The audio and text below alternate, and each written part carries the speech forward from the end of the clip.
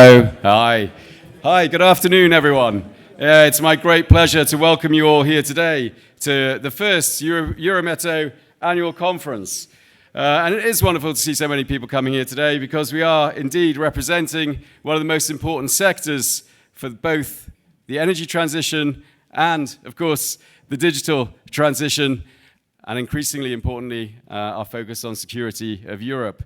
The non-ferrous metals industry representing aluminium, zinc, lead, lithium, copper, you name it, we're covering it. As I always make the joke, we could actually rename ourselves Everything But Steel, because that's the necessary nature of our organization. Steel is represented by our good friends at Eurofer.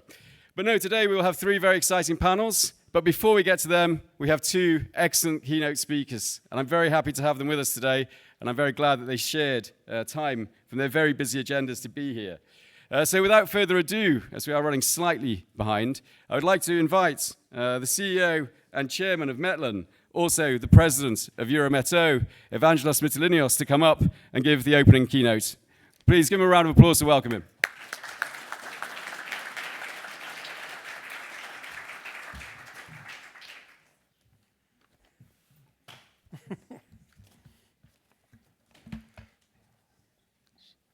Sorry about that.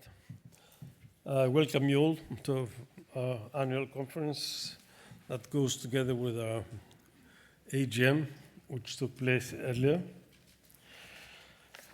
So, just this morning we learned about the details of the CSAF, of the state aid for energy-intensive industry.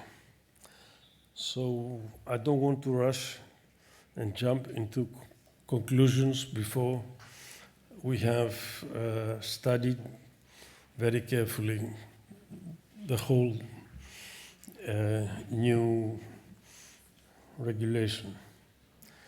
However, I repeat, by first impression, our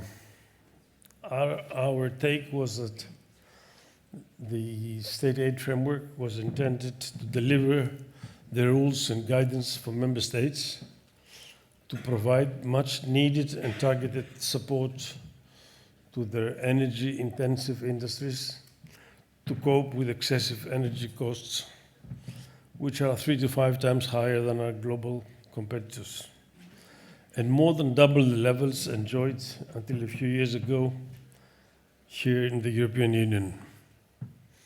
Despite good political intentions, many restrictions and conditionalities seem to have been inserted, compromising the effectiveness and applicability of the concepts, and continuing the established way of thinking that has led to Europe's deindustrialization. As with previous similar frameworks, we consider this just the beginning. Therefore, growing pains are predictable. Europe's non-ferrous metals industry expects immediate results that improve our sector's competitiveness on the ground. And this is how this Commission policies will be judged. This was just inserted in my speech. The CSAF came out about an hour ago. So 3 years ago, when I was first given the honor of taking over as president of Eurometaux, our sector was entering the worst crisis we have ever experienced. 50% of the EU's primary aluminium production was lost. 50% of silicon, zinc, etc. I don't need to give you the numbers.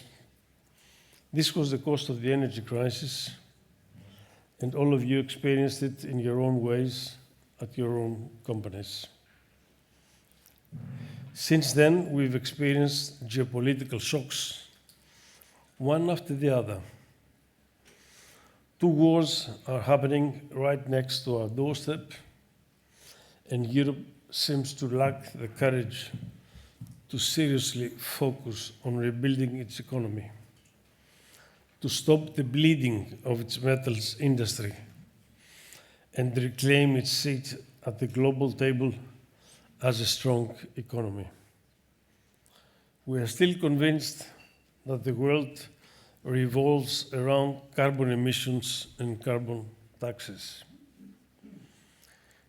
In this environment, our challenge as representatives of the metals industry was to make the broader public, and especially our policymakers, understand that we are not just statistics to be repeated at conferences. Each ton of metal produced in Europe represents people. It represents people who work in our companies, in our factories. It represents the surrounding communities whose own businesses and livelihood depend on the ecosystems that develop around the industrial facilities. Our metals also represent European prosperity and resilience. It is not by chance that Mario Draghi's landmark report started by assessing the state of Europe's energy-intensive industries before considering the impact of this has on downstream manufacturing. Professor Draghi will join me in a discussion next week on one-to-one, and I hope some powerful messages will be delivered. If there's anybody to hear, that is. But I can assure you messages will be delivered. The EU's plan to become a manufacturing powerhouse for the technologies of tomorrow, batteries, electric vehicles, digital technologies, is simply not possible without our metals. This is actually a key reason that it's failing. It is also a key reason why China is so successful. Less metal production in Europe leaves us vulnerable to external supply shocks, as we saw during the pandemic. It also leaves us vulnerable to decisions taken by other governments to restrict exports, as we saw in the case of China with gallium and germanium.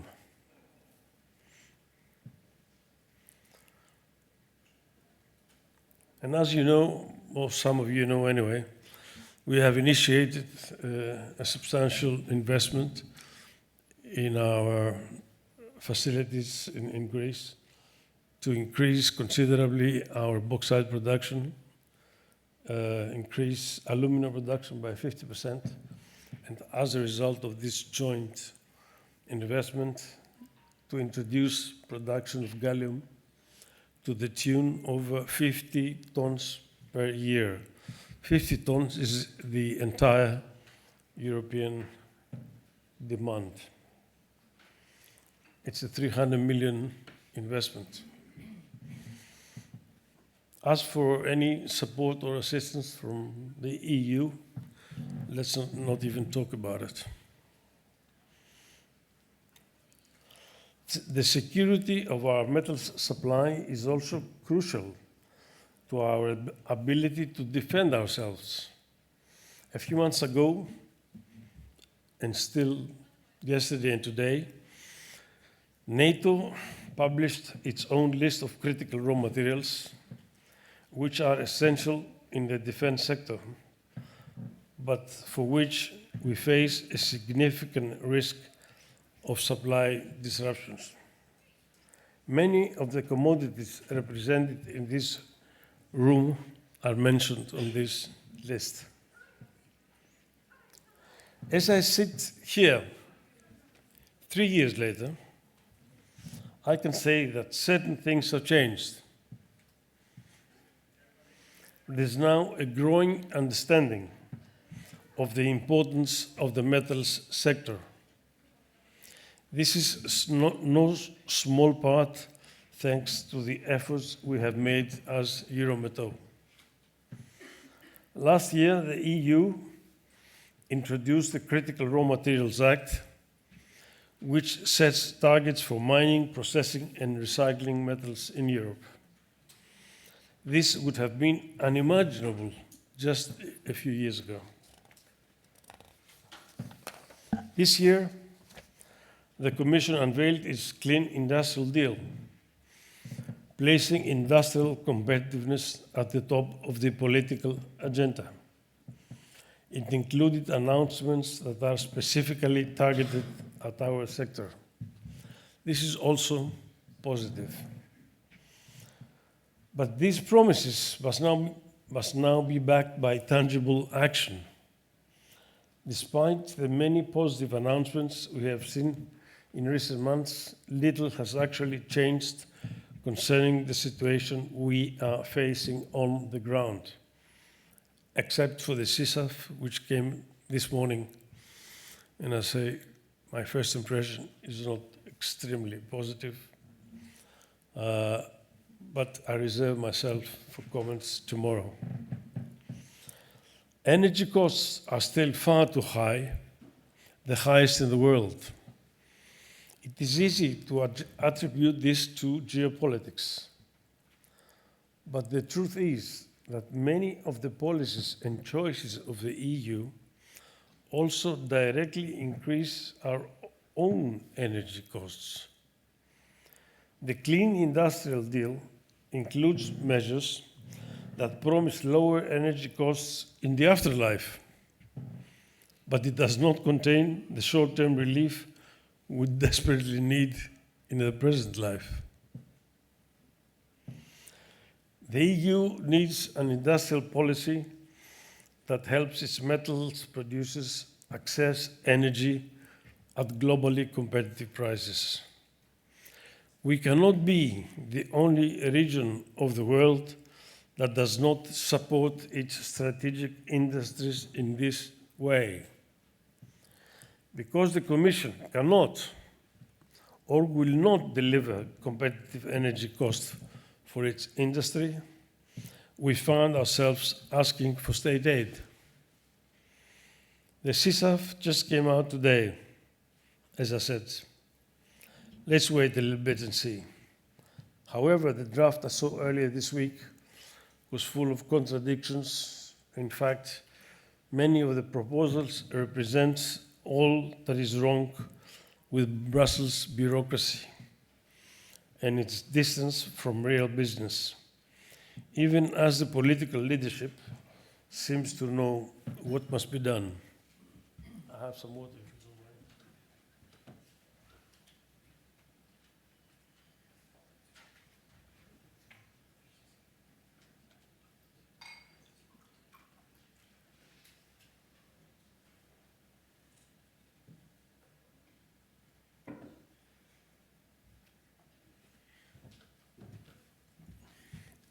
If I remember by heart, that's interesting.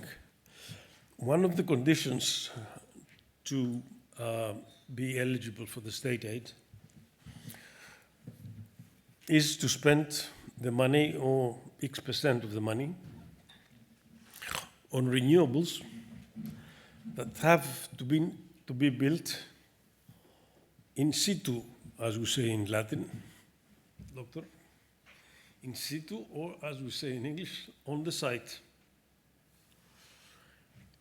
We need, only for our smelter, we need 3 million megawatt hours of power a year. If we want, or if we have the technical means to get all this from solar power, of course we cannot have wind power and windmills in our industrial facilities. As you can understand, this is technically impossible.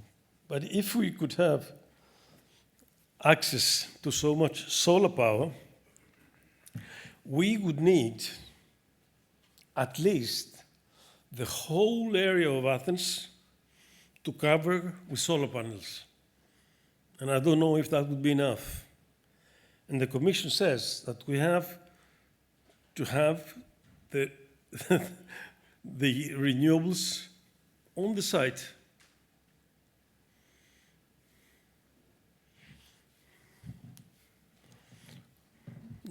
Nobody's laughing, I don't know why. So, energy costs, as I said, are still too high, the highest in the world. The EU needs an industrial policy that helps its metal producers access energy at globally competitive rates.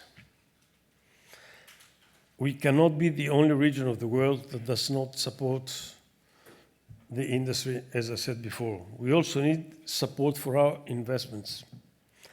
Despite all the focus on raw materials in recent years, the EU does not have any dedicated funding instruments for this purpose. In fact, our investments are often blocked from receiving EU funding due to arbitrary applications of the do no significant harm principle. In other countries, metal producers are supported simply for producing metals because the strategic value of this is understood. In Europe, we are asked to comply with various conditions, most of them linked with impossible CO2 reduction targets. Another thing. Watch how the situation in Australia is going to play out. For a number of reasons, smelters of copper, zinc, and lead that belong to multinationals like Glencore and Trafigura are in very dire straits. So they go to the government of Australia and they speak about supporting the smelters. I'm very eager to see, this is prime news in Australia, by the way.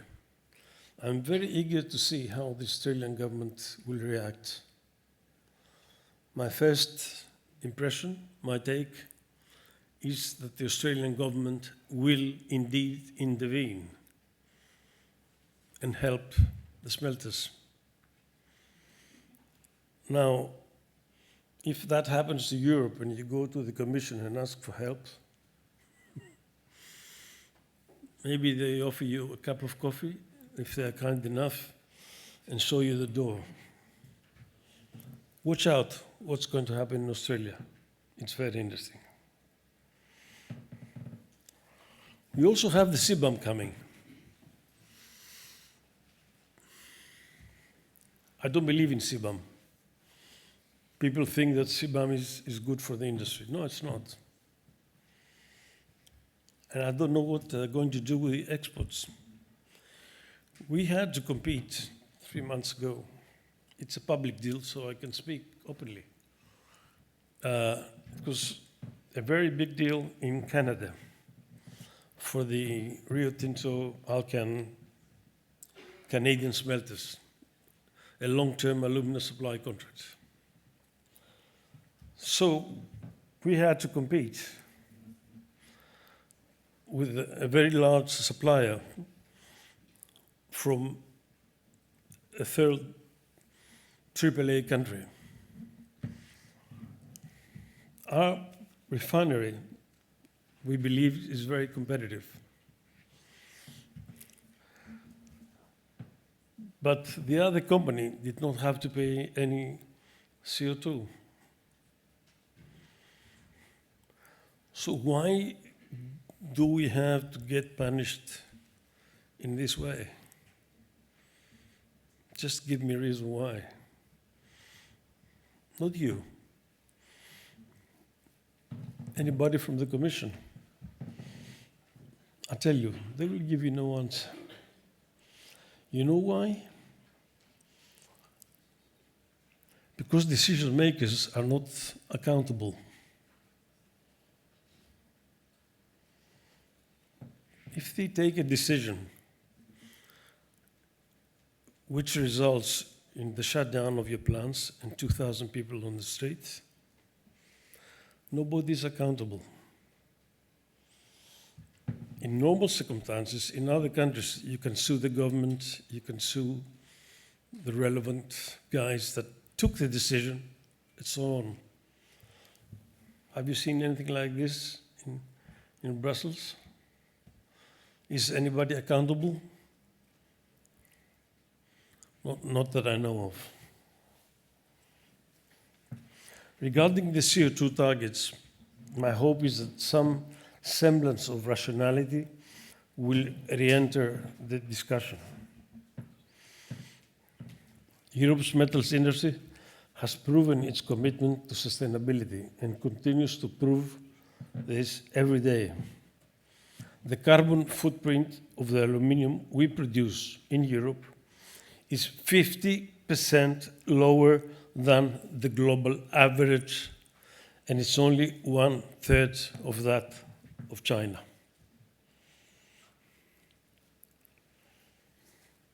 In plain figures, every ton of aluminum produced here instead of China saves more than 10 tons of CO2. Why some Commission people claiming to be climate concerned still insist on shutting us down is beyond me. I'm not so smart to think of why. Other metals can show similar figures, but we cannot go beyond what is technically or economically feasible. It should also be clear by now that loading more and more carbon costs onto industry, but only in Europe, let's forget about the United States, is not the way to drive decarbonisation in sectors exposed to global competition.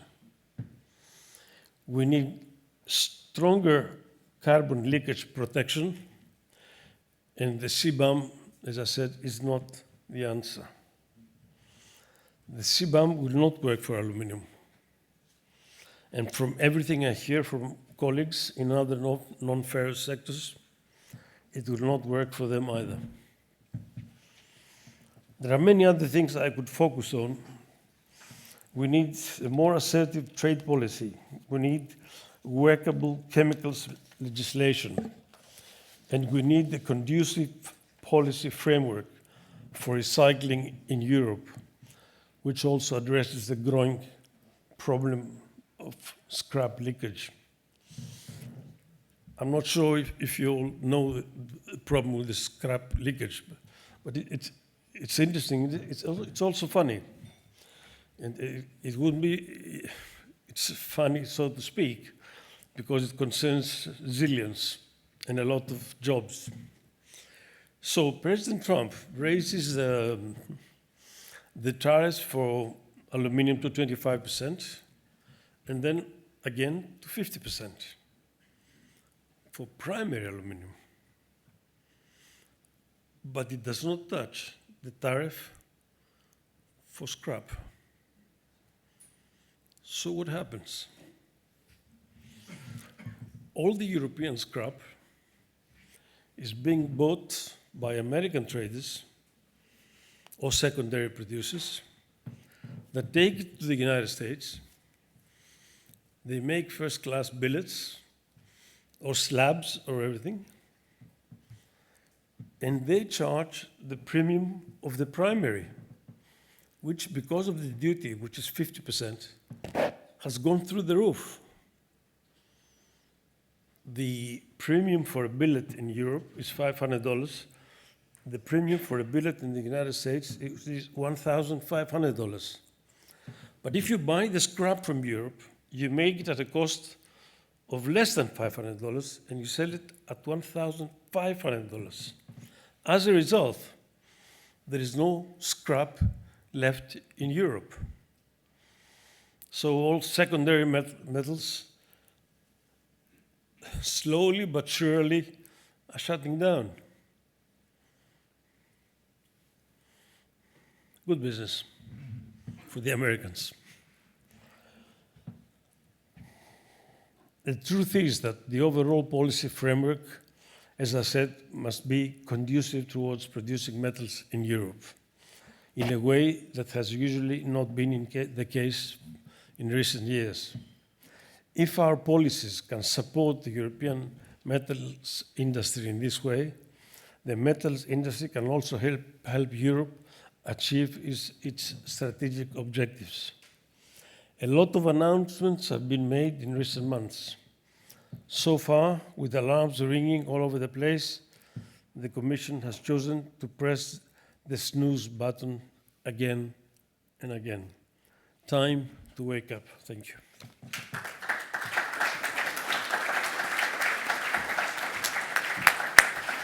Thank you very much, Evangelos. Very forthright views, as usual. Always happy to hear them and indeed to share. There's plenty of opportunity for discussion coming up on many of the points you've raised, not least high energy prices.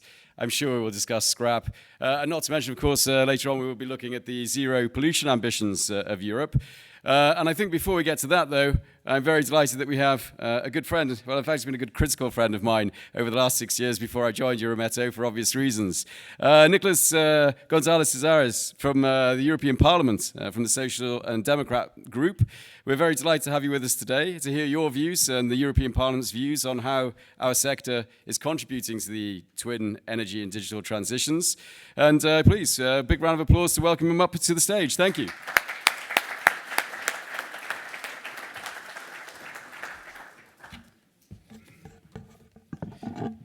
Thank you, James, for your words.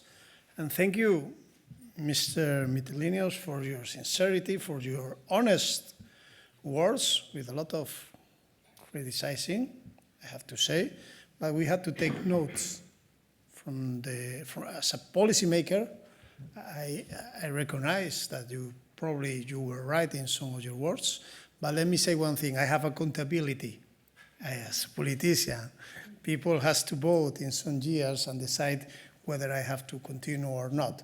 So I will be a little bit more European, but let me say that it's an honor for me to be here with you to discuss about industrial policies and the development of this new framework that is the Clean Industrial Deal that nowadays is in the core of our legislative work. Let me start with something that is very obvious. Without a strong and thriving metal sectors, there can be no clean industrial deal. Future needs metals. Electrification also needs metals. Decarbonisation needs metals, and also metals made it in Europe. Metals are the backbone of decarbonization technologies, whether it's electric vehicles, batteries, wind turbines, solar panels, electrolyzers, or hydrogen, or grid infrastructure. All these solutions rely on a secure, sustainable, and competitive supply of metals. The energy crisis that began in 2022 has not ended for many of you. The price volatility and the structural cost gap with other regions is still forcing industries across Europe to scale down. The energy crisis revealed the need for stable and affordable energy prices for businesses and citizens. And I think decarbonization is the path. Let me remind the Draghi report. You mentioned Mario Draghi before. Mario Draghi said that Europe has to pay more for energy, more than USA. But we always had to pay more than USA for energy because we don't have fossil fuels.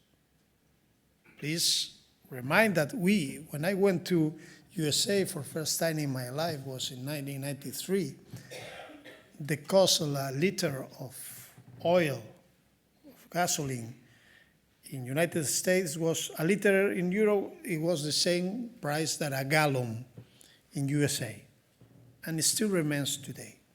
So our competitivity cannot rely on fossil fuels. I think that we had to move towards decarbonization, and could be a hard and a long way, but it's true that we had to go through this path. And I think that the Clean Industrial Deal can set the directions to make decarbonization an engine of competitiveness and must be built on the European Green Deal. I think this is also a pillar, industrial pillar of the European Green Deal. We need affordable and clean energy that must be at the heart of Europe's industrial transition. The incentives should prioritize clean technologies, energy efficiency, and of course, circular economy. It's true, the scrap must remain in Europe, not only for aluminum, also for other metals as steel, because it lowers the cost and attracts sustainable investment. I think also financial is essential. You mentioned that you don't receive money from the EU. It's very disappointed to listen to this. And I think now we have an opportunity. Over 100 billion in support will be mobilized for both SMEs and large industry to accelerate the transition, with 1 billion already available in 2025 through guarantees. But it's true, we need to simplify the state aid rules. Today we have presented the Commission. And it's crucial to fast-track the deployment of renewables, industrial decarbonization, and the manufacturing of clean technologies within the EU. Last week, a broad pro-European majority in the Parliament backed these points in a resolution about this plan. A broad majority from part of the ECR group, 3PP, Socialists, Liberals, and Greens. So we have a consistent majority supporting the development of this clean industrial deal. But of course, to go for this, we need, as I said, affordable energy for industry. The affordable energy plans is crucial for the success of this clean industrial deal. The EU cannot continue betting on imported fossil fuels to be competitive. Of course, we need more renewables and more clean technologies, less fossil dependence, more affordable prices. Believe me, I know what I'm talking about. With more renewables, less prices for electricity, for sure. The goal is to reduce energy costs and pass on the benefits of the decarbonization to consumers. That all very important consumers are metal industries. We need implementation of some files, including the electricity market reform. I was the rapporteur. Of course, faster permitting for renewables and the promotion of long-term energy contracts. You're right. We have solutions for medium and long term, but probably we don't have enough solutions for today. During the debate of the electricity market design reform, I asked and I support to have a cap on the spot market. I didn't get a majority for that. Some groups didn't support me on that. So I had to decide. I had to decide to protect consumers in exchange in not to have a cap. But believe me, there was a fight and I feel alone because some metal industries didn't decide to fight or to combat the big energy electricity suppliers in Europe. That happens. So didn't get this cap for crisis. And I think that we have new opportunities also to call the Commission. We have an assessment scheduled for next year. I would like to have this assessment before, but we need an assess of the effectiveness of the short-term electricity markets to better decouple electricity prices from gas prices. The Draghi report also highlighted this problem of that we need to decouple electricity, renewable electricity from gas, mainly even with 70, 80%, the Draghi report highlighted that, even with 70 or 80% of renewables or clean technologies in the mix, in the electricity mix, sometimes gas set the price, and this is a problem. So we have to find better solutions. Of course, thinking in the long term with PPAs and CFD that are, of course, a good solution, a win-win solution. So today, also the Commission, with the adoption of the Clean Industrial State Aid Framework, that Mr. Mitulinius was not very confident, but we will wait to tomorrow, gives temporary price relief for energy-intensive users in return for green investments to help our industry remain competitive. And let me say one thing that is happening also at member state level. For example, today, in the Spanish Royal Decree, new Royal Decree, in response for the blackout of the Iberian Peninsula with new measures, they recognize the role of the high-intensive metal industry because we need to increase electricity demand. So soften the conditions for this industry will be also a success for our whole industry in Europe. We need also regulatory stability, and I think the omnibus package must streamline procedures, modernize rules, and harmonize standards across the single market. But let's be clear, smart regulation does not mean deregulation. In such a volatile geopolitical environment, regulatory stability is also a strategic asset.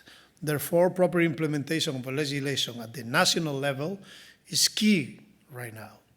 I also welcome the Commission recognition of the need for a stronger trade defense instrument.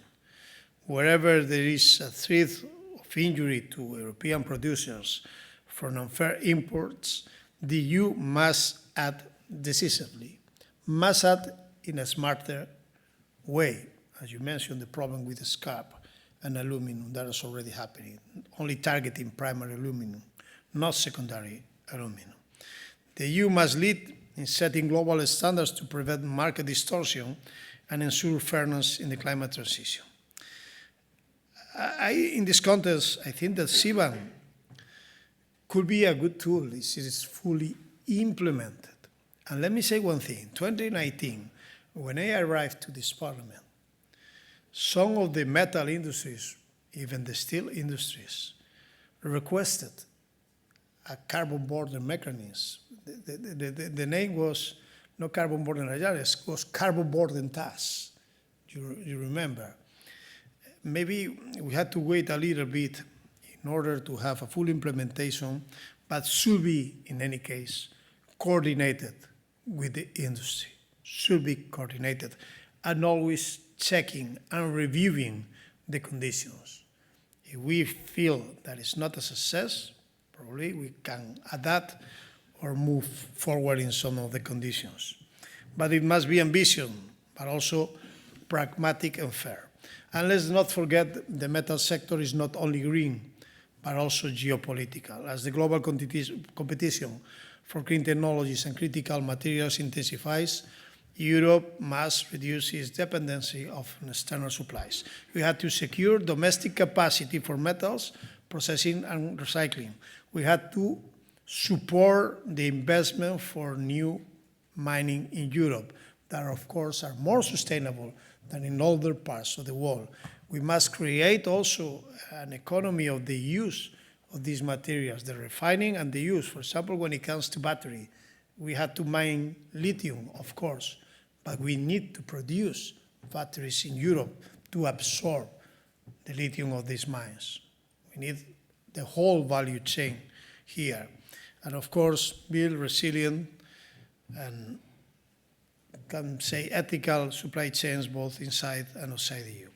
Conclusion, the transition is happening, but whether Europe leads it or watches it happens elsewhere depends on the choices we make now. We must defend also our climate ambitions without losing sight of our industrial base. That means, first, affordable and clean energy for industry, immediate and target support for the Clean Industrial State Aid Framework, smart and stable regulation and fair trade defense. And as Mario Draghi reminds us, if Europe cannot become more productive, we will be forced to choose between climate leadership, social cohesion, and geopolitical relevance.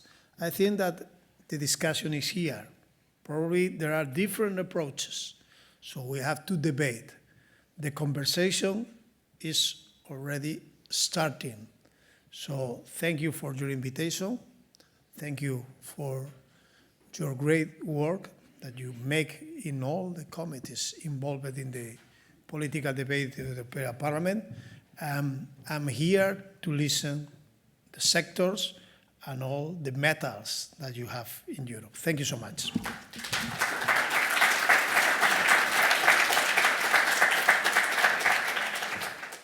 Thank you very much, Nicholas. I think we can take a lot of heart from your words, and we appreciate the support you've given to our sector over many years. And we will look forward to continue working with you going forward. I'll touch briefly on one point that you made at the beginning, which I fundamentally agree. The past and the present are definitely the period where we live with fossil fuels. This is the fossil fuel era. But the future will be metals.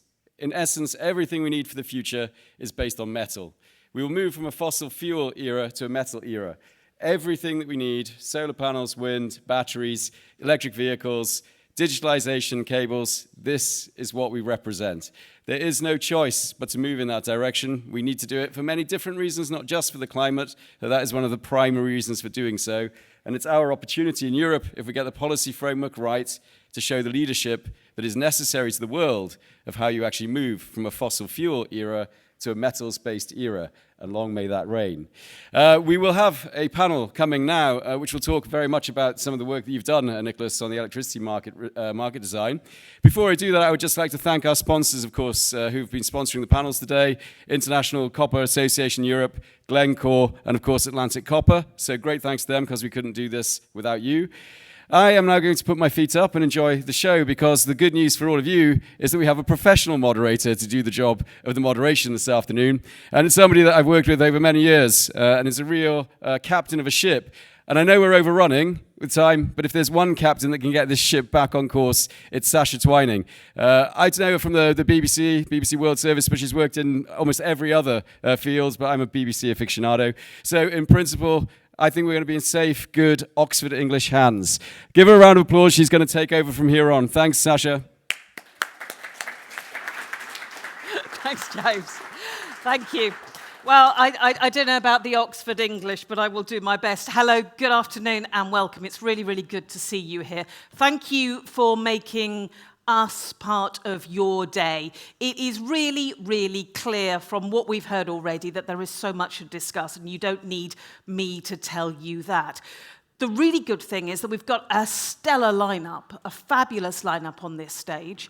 But we also have in the audience here all parts of the value chain, and it's really good to see you all here. So just so we know who's in the room, just let's have a quick show of hands. Who here would say most of their job is sort of focused on extraction? Quick show of hands. Yep, okay, lovely. What about you would say production is your area? Okay. Do feel free to turn around so you can see who's in the room as well. What about recycling? Who have we got here? Oh, healthy show of hands here. Fabulous. You're going to like our second panel then, very much so. Policymakers. Who have we got? Are you feeling got at yet? Are you ready to sort of give those strong rebuttals and have a great conversation? I hope so. I very much hope so. Anyone from academia here? Okay. Research? Research development, welcome, fabulous, looking forward to hearing your views. And I know we've got some NGOs, yep, fabulous, and some think tanks in the room as well. So do you see what I mean? We've got everyone here. So this is the place to have the right conversations about the stuff that we need to talk about now. So let us start with our first panel. Before I do that, if you could get out your phones for me, if you think of a comment or a question that you would like to ask as we go through, feel free to throw it onto Slido. So if you want to get the QR code, you'll also be able to see it on the top right-hand corner of the screen as we go through as well. Plus, I have some microphones in the room. So we can ask the questions directly to the panelists.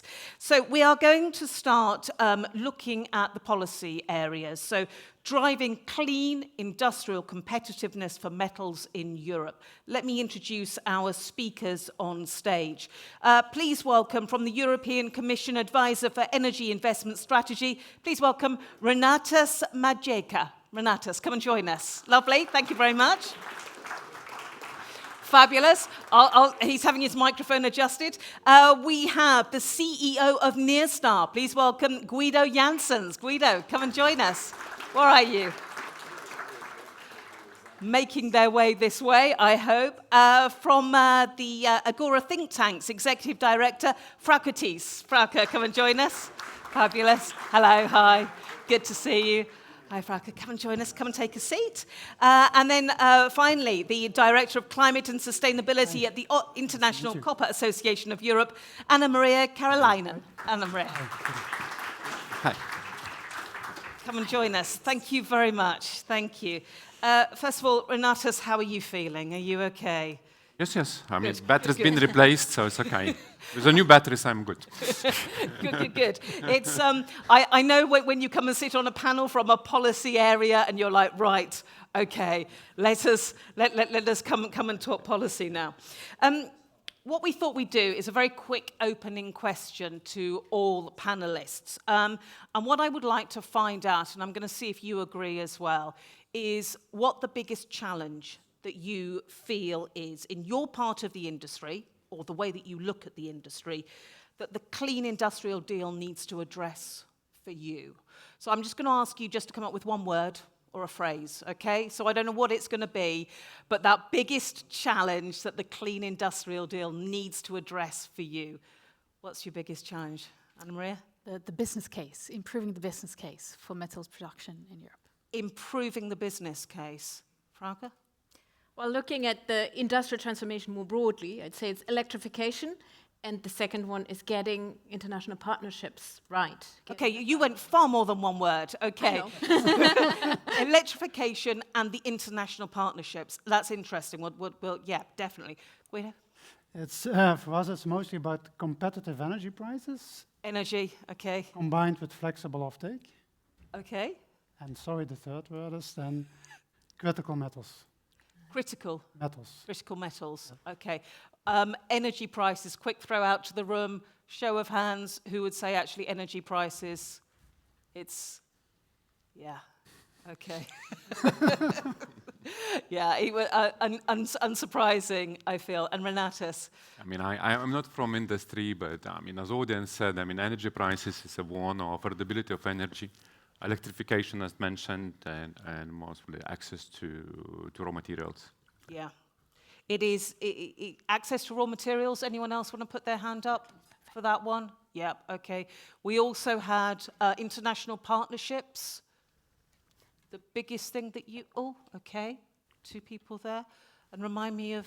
The business case. So it's kind of all of the above sort of approach, I guess. Yeah, it is. It's very much a politician's answer, I feel. Let's just get everything in there. But I'm sure you get a show of hands for business case as well. The business case for metals. Yeah, look at that. It is everything that's in there. We've heard a lot already this afternoon about how different policies will work together and what the Commission is doing to support the industry.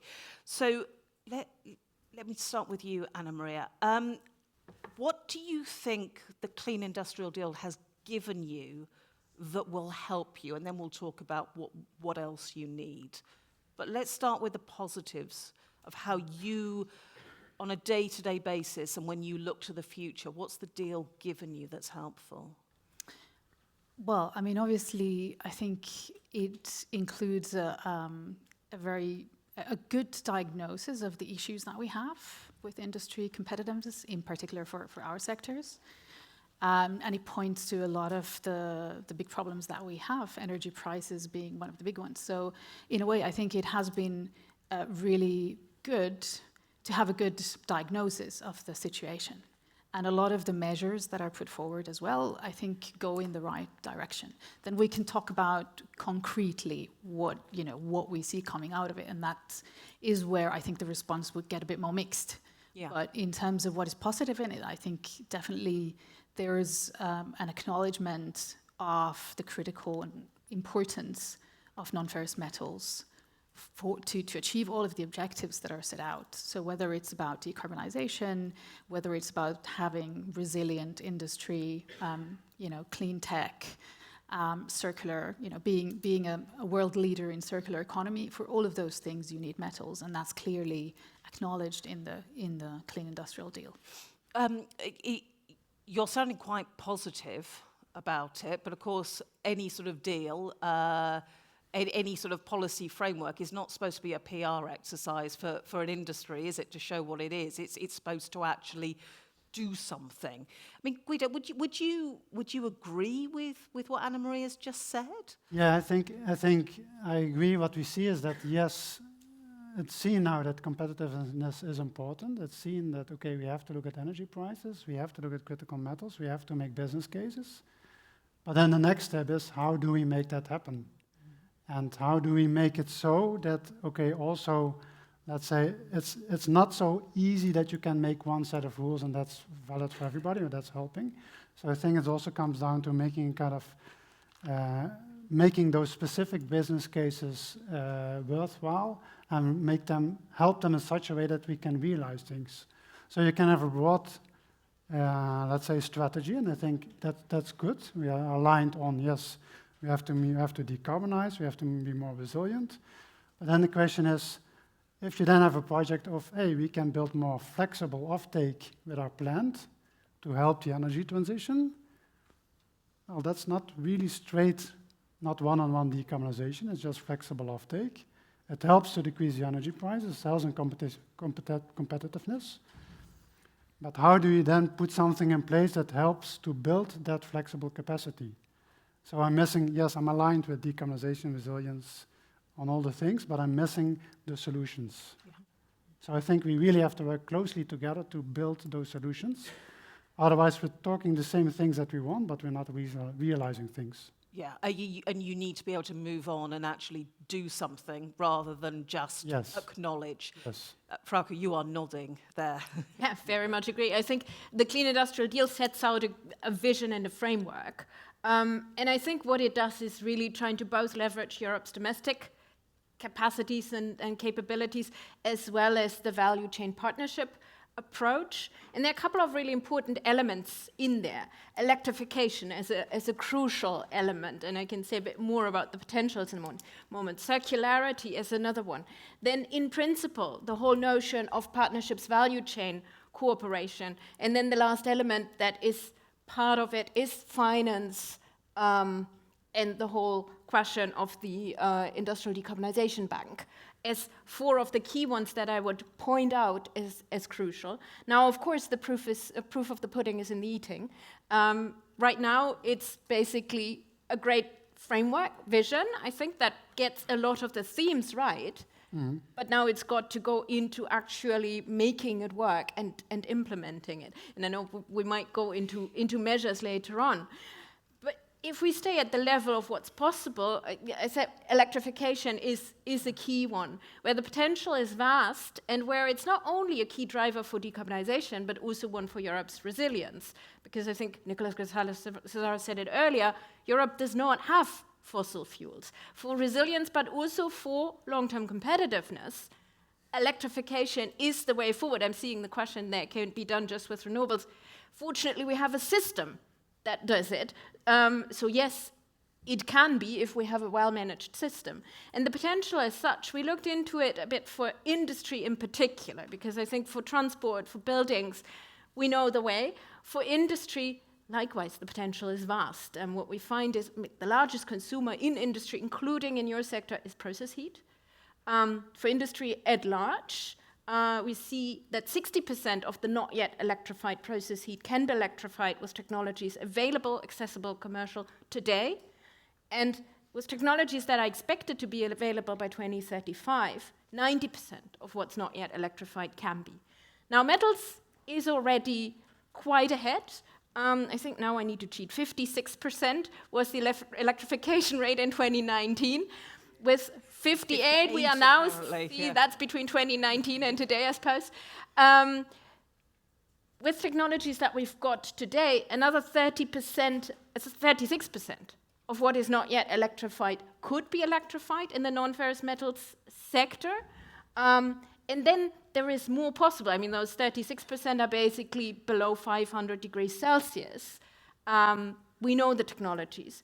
But even beyond that, we have solutions when it comes to electric arc furnaces, when it comes to high temperature induction, when it comes to resistance heating, that are basically expected to be available. I'm just going to let Anne-Marie come in here because you're sitting there thoughtfully wondering what your answer is going to be, I think. Thank you. Yeah, I was going to ask if I could jump in. Yeah, at just this point. always jump in.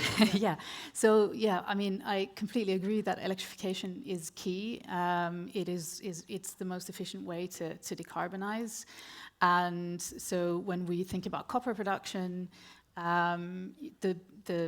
the biggest levers for us to decarbonize are the first one, access to low carbon electricity. So, switching from existing electricity sources to low carbon ones. And then electrification of different equipment. So, we completely agree that that's hugely important and the potential is important there. I think the logical kind of next thing to go to is, so what are the obstacles to electrification today? And coming from our perspective, the biggest obstacle by far is electricity prices.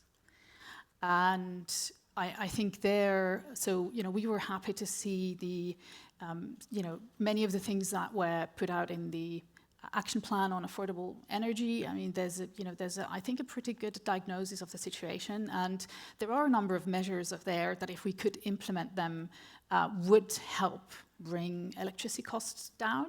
Unfortunately, what we see though is that a lot of those measures either depend on the capacity and the willingness of member states to be able to implement those things, or they're just things that will take a lot of time to actually change anything on the ground. Yeah. So we do think that we do need to do additional things and additional actions need to be taken there. And I was really happy to hear what one of the opening speakers, so Mr. González Casares, said about electricity market design and the fact that, with the review that is coming up, or the report that the Commission should be coming up later this year on that front, that he would welcome that also, assessing the effectiveness of current market design from this perspective. And I think for us there, I mean, one of the key reasons for which we as consumers don't benefit from the low cost of producing renewable energy today is the pricing mechanism, which is based on fossil fuels. Yeah. So decoupling that, I think, is something that we know it's not an easy task to do, but we think it is worth further assessing the ability to, what could be done to decouple the electricity price from the fossil fuel price. Renatus, I'm going to come to you in a minute because I just want you to listen first of all to what Guido's going to say. I just want to know because obviously Anne-Marie's talking about from the copper perspective, your perspective. Yeah, I mean, we are in a business which is, let's say, almost fully electrified. And if you look to where are the problems, because, I mean, we are electrified and we can see when it's not working. It's about, rightfully so, energy prices, electricity prices. It's about grid cost, because a lot on investments is going into the grid now. And what can we do about it? For us, it's about, first of all, making sure indirect cost compensation stays in place in the ETS framework. It's about doing something about your grid cost. You cannot put all the costs on this current generation while we're renewing the grid. And also what we can do as a company is saying, okay, we've got a unique capacity now to reduce our production when there's no sun and wind and increase when there's a lot of sun and wind. That will reduce the grid cost because you don't need to do all those investments. You have flexible off-takers, and we should increase that capacity. Now, to increase that capacity, you need to invest. Yeah. And that's something where we need grants and support for. So that's also key. We'll talk about that in a moment, but Renatus, I just want to get your thoughts on what you've heard just about energy prices and how that's all playing in there and the different designs there. Thank you very much. Indeed, I mean, it was kind of discussion I was turning around energy prices and there was a lot of quite critics to the Commission today in opening speeches.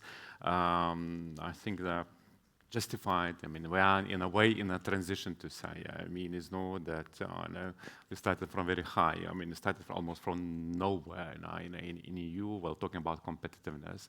And before even, or at the same time, a few weeks before Clean Industrial Deal, there was this competitiveness compass actually of the Commission, which really put a sort of longer-term perspective where we're going. I mean, we're going innovation. We're trying to do competitiveness together with the decarbonization at the same time. So it means it's not mutually exclusive task, but actually it is a common goal, and also reducing dependencies on third parties. So that's kind of a bigger visionary thing where as EU we are going.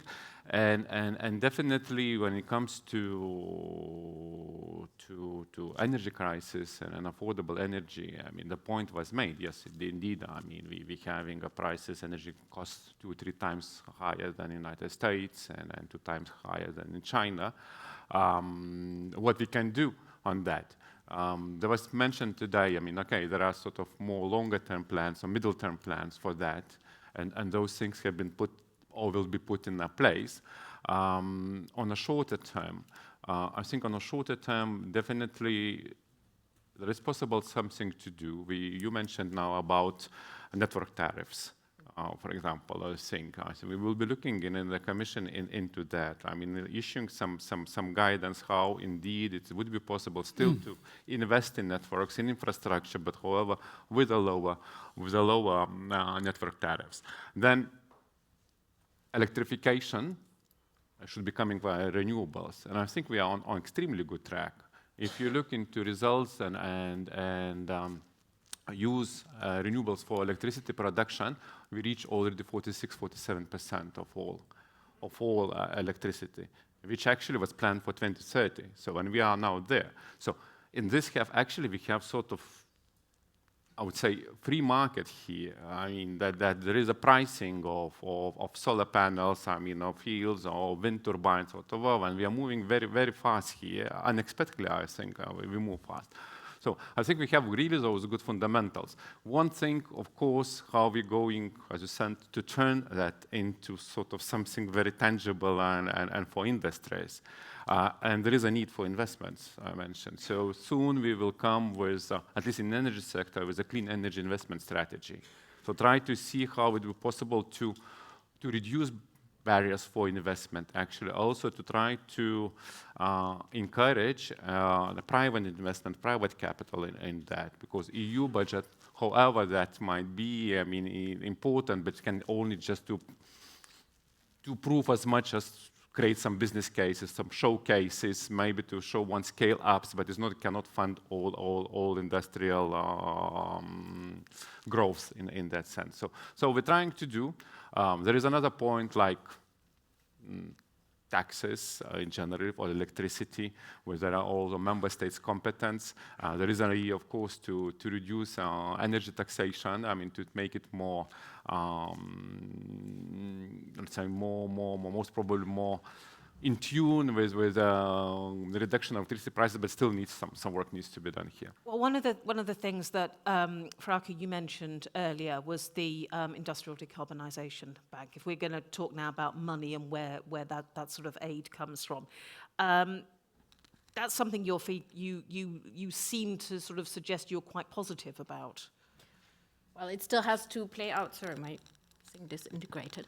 But basically, it needs to be seen. But I think when it comes to electricity prices, so far we have the Affordable Energy Action Plan with a lot of the right measures, especially that will bring mid to long-term relief when it comes to grid infrastructure build-out, flexibility, very crucially, better market design, various things. And then we have the short-term ones that are particularly relevant, I guess, for end consumers, such as the tax element as well as the shifting non-energy price components away from electricity bills. Well, I gather most of you in the room will not be that much exposed to those price components in any case, and the question is, how do we get the core price down? And there we do see that we need near-term relief in one way or another.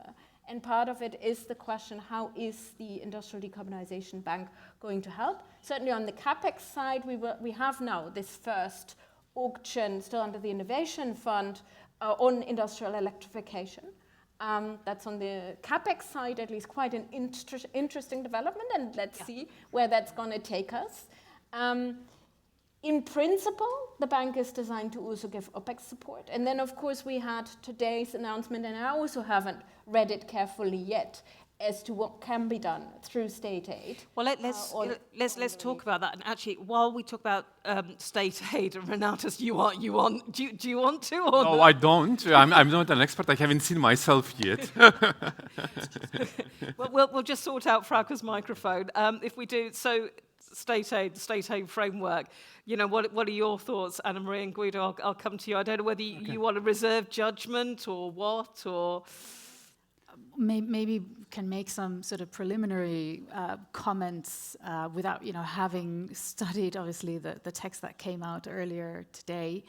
I think there are, so in the Clean Industrial Deal state aid framework, there are some positive things there, such as the possibility potentially to give some aid for the production of critical raw materials that are needed for decarbonisation.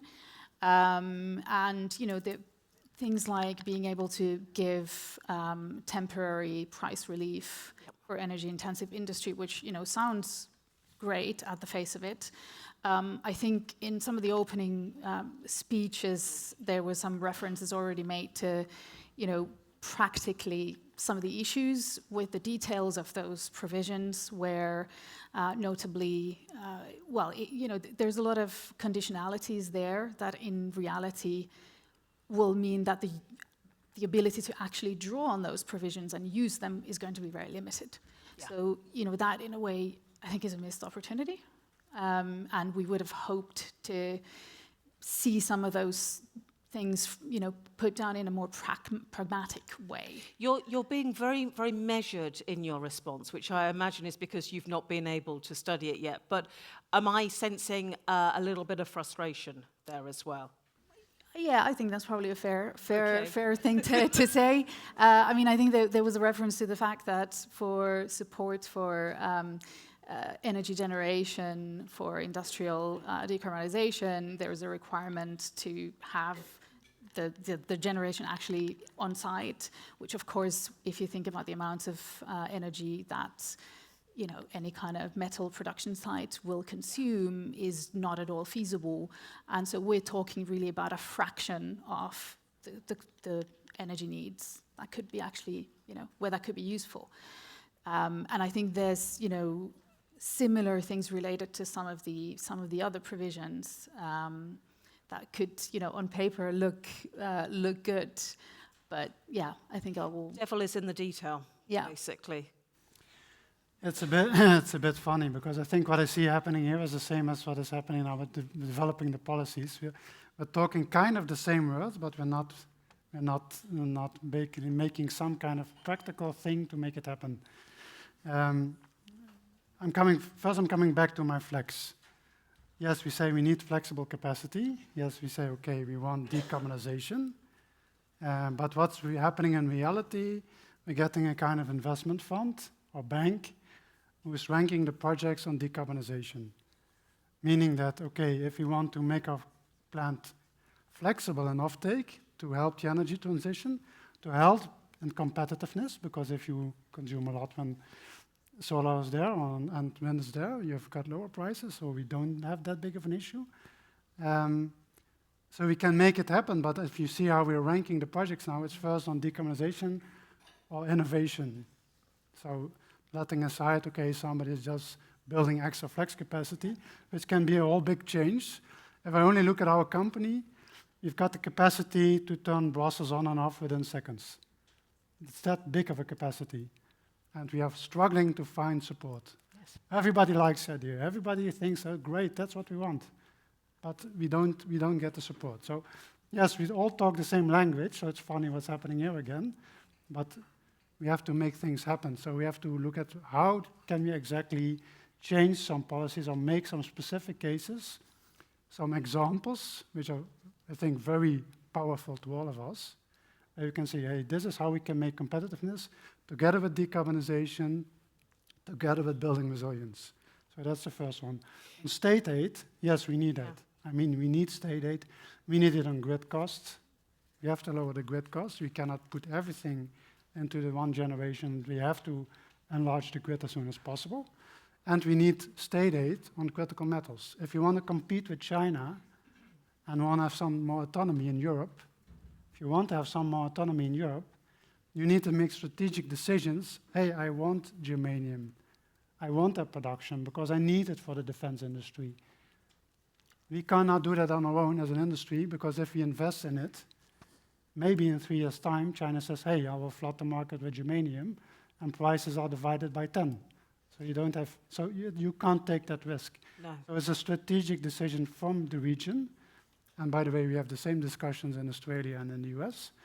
But it's the region who has to decide, okay, we want to go for this, and this is how we can support you, either with grants, but also with de-risking on a commercial point of view, on saying, okay, I'll set a floor price for these critical metals, like antimony for hardening bullets.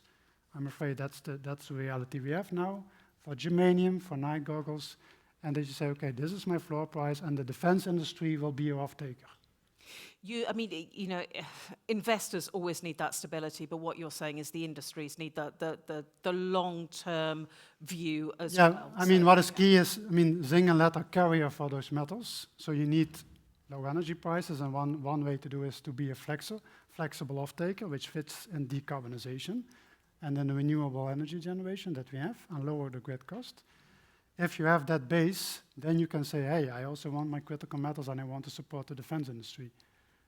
But there's no business case for us and the risk is way too high and you need to de-risk that. And that's a task from the region, from Europe.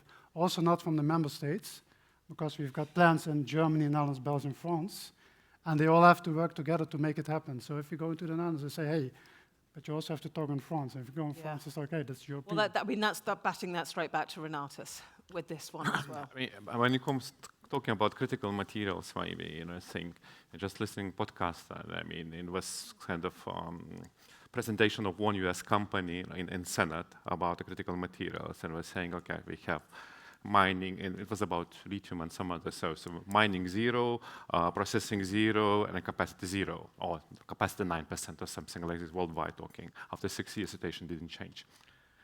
It's the same, even in the United States, it didn't change, whatever. But maybe we can do something, and I was thinking now, we could maybe, at European level, because I said, okay, maybe it should be at European more than member states level in this case. We have an example of energy crisis in REPower EU. In the sense what we have done in this case, actually, we did some kind of demand aggregation. In this case, what for EU we need, how much we would need a gas, for example, whatsoever.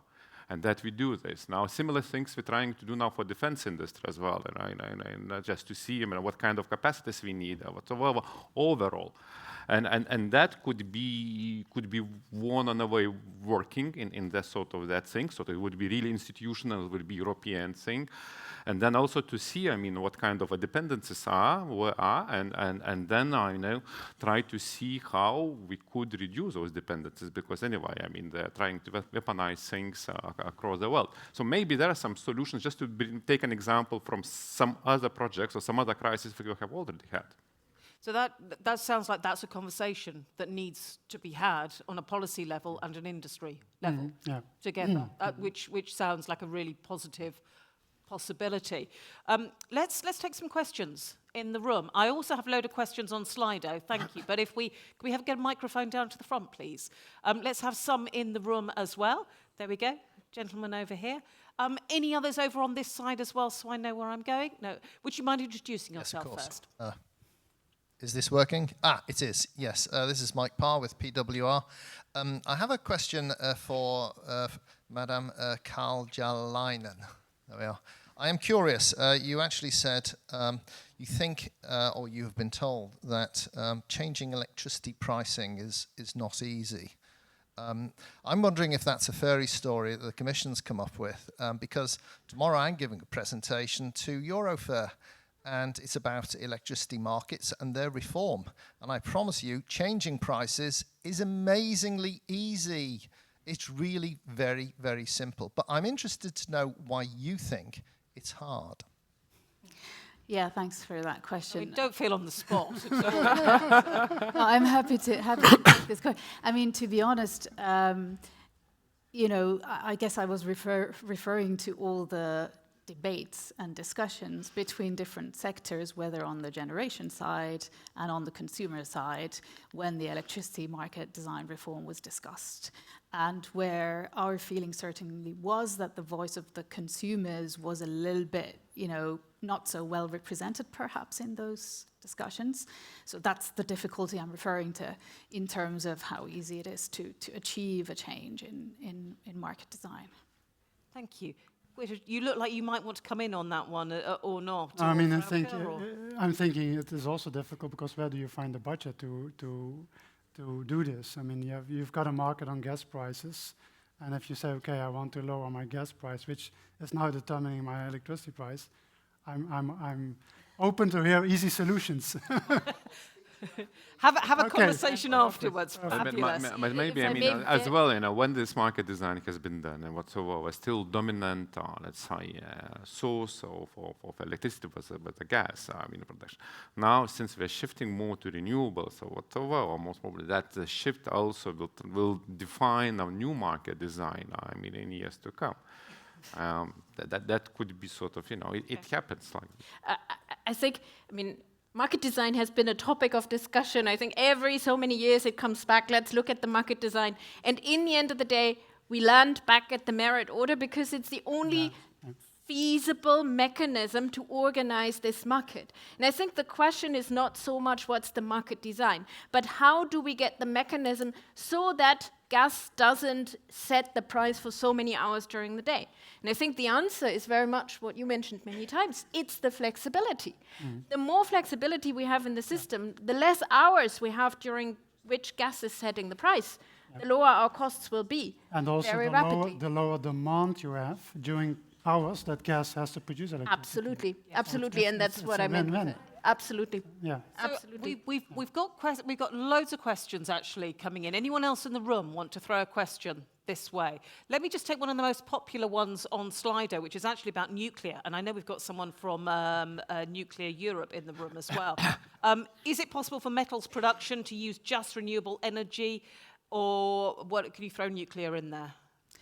So non-ferrous metals producers generally, I mean, there are some exceptions, as we hear from, you know, from some of us that can be have more flexible consumption patterns, but mostly, and definitely speaking for copper, we are a baseload consumer, so we have a stable consumption profile, and that means that we need pretty much the same flow of electricity all of the time, 24/7.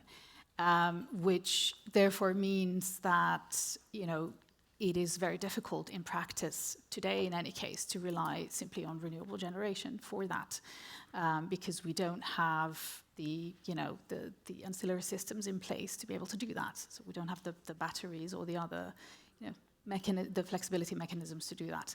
So, you know, we would definitely not, exclude nuclear from the conversation. And, you know, we think we should be focused on low carbon, generally speaking, not only renewables. I think, I mean, here it's interesting debate might be, of course, not prolonging it, but especially when there is energy-intensive industries. I mean, there's a new technology of nuclear and small modular reactors. I think that could be a really solution. There was somebody mentioned 300 million megawatts, or was I mentioned what would need? Yeah, that is the size of small modular reactor. I mean, we're not yet there. China apparently saying they're there. United States advancing, but in Europe as well, we're doing quite a lot on that. Still, it's a bit in not proven research. Let's put it like this: we don't have a small reactor in a place, but that could be really indeed a solution. And should be scaled up. It should be sort of doing on the same design and no changes, so you can put in place in a few years and you have it for. Very aware of time, so just a quick one. Yeah, a quick one. Well, technically, you can run a system with renewables, and yes, you do need a lot of ancillary services. You need a lot of the technology, but technically, it's feasible to do that because we have a system and not just individual installations. Should we do it? Why? We have nuclear on the system, let's use it, and let's use the mix that we have available. However, talking about small modular reactors, talking about new nuclear, that's not going to bring any price release anytime soon, just because of the very long lead times that we've got, but also because of the costs associated with the technologies. But so basically, let's use what we've got, but to bring the price release, bring the volumes on the system quickly, renewables remain the most affordable, the quickest, and the available option. Of course, we all know we have to work to the two timeframes, though, what we need now, but also looking to the future as well. We're out of time on this. I would just like to end by asking all of you what you would like the audience, because we're going for a coffee break now, what you'd like the audience to have in the front of their mind as they go and have their coffee. But I don't want you to think of something you've said. I want you to pick up on something that someone else on the panel has said. Something that's really resonated with you that someone else here this afternoon has said. Anna-Marie, I'll start with you. So I wanted to take the opportunity to come back to the issue of flexibility, because that's been mentioned by several of the speakers. Obviously, flexibility is important, should be encouraged, and it can benefit all consumers by helping bring prices down. However, I think one thing that is really important to bear in mind when we want to encourage flexibility, and that is that whatever mechanisms we put in place to encourage it, they need to take into consideration the different abilities of different industries and different sectors to ramp their consumption up and down, and the cost of doing so.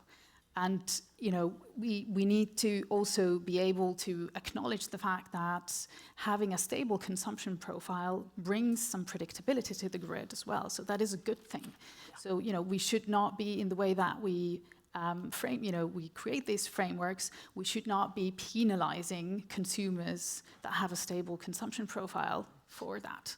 Yeah, it's more the consumers who have a very unstable, peaky profile that create more issues for the system. So yes, it's a very, very good point of looking what your consumer is doing, and actually, as you say, not penalising some of them. Frauke, who have you heard that has said something that you thought, yeah, I like that?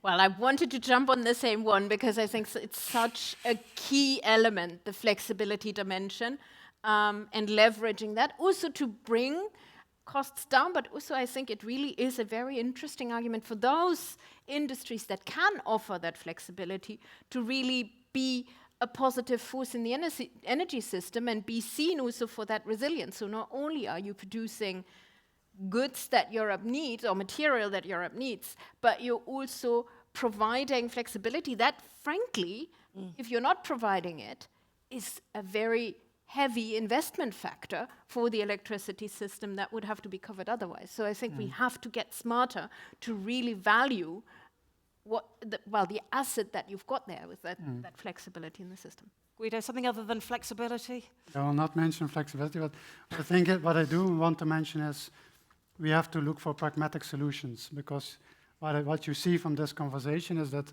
if you talk to each other, you see, hey, that's something we can develop, and that's how we can make things happen. Yeah, well, we had exactly that example. Renata sitting there and going, something we can do. Yeah. So actually, what are you taking away from this?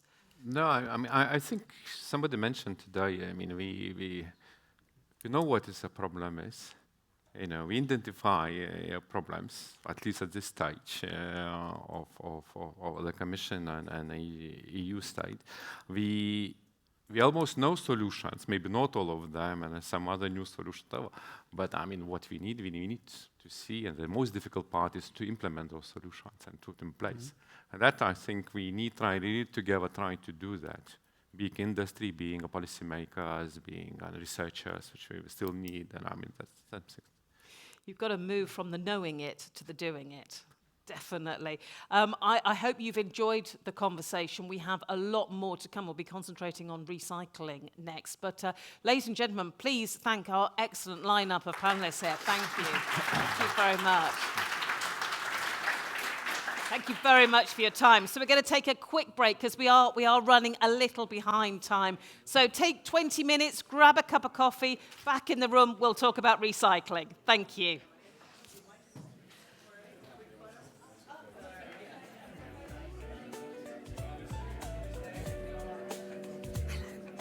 Hi, how are you?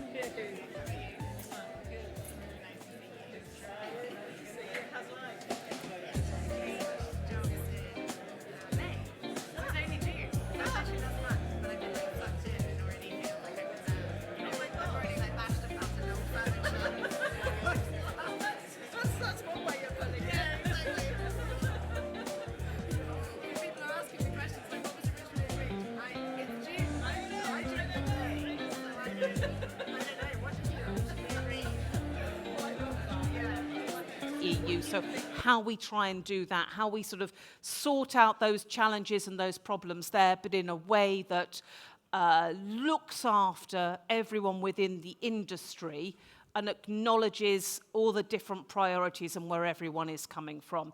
I would encourage you to put any questions or any thoughts on Slido as we go through. There's the QR code. You will also see it at the top right-hand corner of the screen as we are sitting here. So, ladies and gentlemen, please welcome our speakers, those who are coming here to discuss this. First of all, the Director for Circular Economy at DG Environment at the Commission. Please welcome Aurel Chubano-Dorda. Come and join us. Thank you. Thank you very much, Aurel. Thank you. We also have, very pleased to say, the President of Boliden Smelters, Daniel Peltonen. Please come and join us, Daniel. Thank you. We have the Head of the Circular Economy at the European Environmental Bureau, Eva Maria Bellet. Come and join us. Thank you. The Head of Government Relations for Europe at Glencore, Vincenzo Conforti. Vincenzo, thank you. And the MEP from the group of the Greens of the European Free Alliance, please welcome Sarah Matto. Sarah, thank you very much. Thank you. So, recycling. That's what we're going to concentrate on now, and how to get over any barriers, any policy issues, any investment issues, just whatever it is. I'm going to start with a quick down the line, if I may. Critical Raw Materials Act has a benchmark of recycling of 25%. Yep, figure that you know very well. I can already see Vincenzo going, yes. What I would like to do is ask you how confident you feel that the industry can hit this target. 1 to 10, please. Number 1 is no confidence whatsoever. 5 is, yeah, sort of. 10 is no problem at all. We're easily going to hit 25%. Okay, so let us go along the line. So 1, no confidence. 10, lots of confidence. Where do you sit? Give me a number. I'm going to go for a 7. Oh. Going to go with a 4. I wish you had a graph drawing. This is brilliant. Okay. And it's a very that depends answer. I'm going to give you a 5. That's a politician's answer. Straight down the middle. Okay. Yeah, well, normally we reach the targets that we head for, so I'd say 8. 8? Yeah. Okay. You see? So I'm going to go for 10, because we need to work together to make the 10 practicable. We need to work together, but if you are confident at being able to work together and make it happen, are you still 10? Yes, I'm confident that working together we can make it to 10. Okay, what gives you that confidence? The fact that there is a business case for recycling, and that there are availabilities also on the market. So it's not just out of thin air. There are technologies available, there is scrap available, or we need to see how this can, or secondary raw materials, because we are discussing about the critical raw materials, okay? So it's a narrower discussion, but there are possibilities, and we need to see if other people assess this as 4 or as 8, why is that? Okay, where are the obstacles, and how we make it to 10? What have we got to get over to get from a 4 so that the whole panel is on a 10? Let me ask you, if I may. So, your confidence at hitting the recycling benchmark of 25%. Those who would say 1, so no confidence at all, raise your hands. 2, 3, 4, 5, 6. More and more hands. Yeah, at the moment. 7, 8. Oh, right, okay. There was a lady who put her hand up for 8 that was like, 9. And who's going to say 10? Okay, and another one, another 2 at the back. Okay. How many reserve their position? Yeah. How many is like, yeah, I'm not actually, or how many just put up for everything, just in case I called on them? Yeah, absolutely. So how do we get then from a 4 to a 10? I think I didn't want to sound too pessimistic on it, but I think the right answer would be the classical, so university essay answer, it depends. I think it depends on the material, it depends on the country, it depends on the availability of capex, it depends on the price curve of the underlying materials that we're trying to recycle. At the moment, Glencore is looking at, for instance, one strategic project that we are lucky and honored to have on the list of strategic projects. It's a black mass recycling project in Sardinia, so trying to recycle battery materials. And the challenges we see there are at least 3. The first one is capex, at a point in which lithium prices are at the lowest level, and we know that the value of the recycled material is 70% plus lithium-based.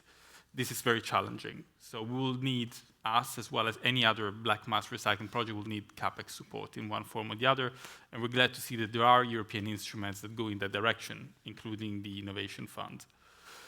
I think the second challenge is OpEx, in the sense that we need the right transport solutions to have materials flowing almost seamlessly, or as seamlessly as possible across Europe, reducing the cost of logistics, reducing the cost of human capital, reducing cost of doing business in Europe, which also has regulation and the harmonization of legislation in its scope. There was a fantastic article in the Financial Times today that mentioned one of our competitors and partners as well, Umicore, and it showed how difficult sometimes it is to transport waste from point A to point B across Europe, and we need to work on that. And then there is, I would say, one of the other very important points, which is business predictability. We need to be sure that we will have predictable conditions going forward. We need to understand that permitting will be predictable as well in its timing. And this is something that, for instance, the Critical Raw Materials Act helps enormously with, but we need to make it the norm rather than the exception. Okay. Yeah, when you talk about business conditions like that, I mean, that covers everything, but would you say permitting is the, or it's having the market, or what's the biggest challenge there? So I put permitting and license to operate together. Okay. So, everybody loves circular economy. I've never heard anyone saying anything against circular economy. Nobody likes waste. So we need to reconcile these two realities because they go together. Okay. Daniel, do you agree with that? So the challenges of hitting the targets, CapEx, OpEx, transport was mentioned there, and then the licenses and the permits. What order would you put them in? Well, what we have recently been talking about is, of course, these transport issues that we have within Europe. And looking at statistics, actually, it seems to be very easy to export material out of Europe, and that, well, then one might wonder that why is this, and is that due to that we have issues transporting it internally, or is there not need enough for it anyway? Harold, you are shaking your head there. It's not a problem that it's easier to transport them outside the EU than within the EU. It's a problem of having sufficient demand within the European Union. We hear a number of arguments and a number of industries lobbying the Commission And this is reflected in nuanced language in a number of policy papers adopted by the Commission, such as the Clean Industrial Deal communication or the Action Plan for Metals. We hear arguments about imposing trade restrictions and export restrictions in particular. And we believe this is not, maybe in exceptional circumstances, we need to look into those circumstances to identify them. Maybe this is a ultima ratio, the last resort measure that we need to consider. But the voie royale, the main course of action, should be to create sufficient demand on the European market. In other words, to make selling in the European Union more interesting than selling to Turkey or to Pakistan. Let me just let Daniel come in there, because... Oh, well, I don't know. I haven't really said that we have to restrict it either, but make sure that it flows easily. Today, we have actually some kind of very, very manual and paper demand to transport the things that has to be kind of approved in every country by country. So waste export, you mean? Waste.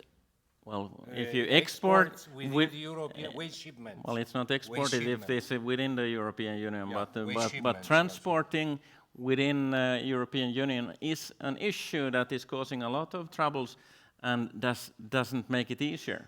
And our view is then, okay, it might be easier for a company to export it out of Europe because of having these issues internally. And sometimes there might be a lot of material that comes, and then the papers are lost. And what happens then?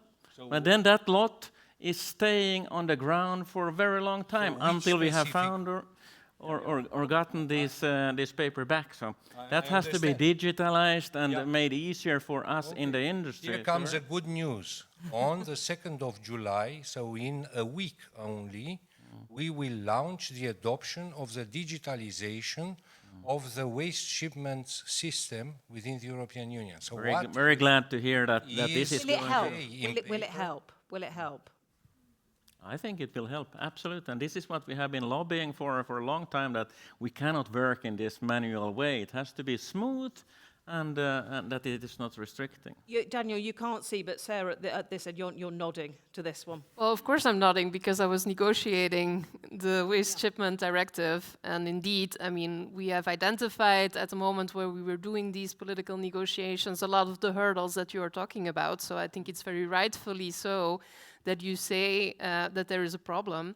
But we have tried to fix it with this new legislation. And indeed, as the Commission representative has said, the idea with this digitalization is to make it a hell of a lot easier.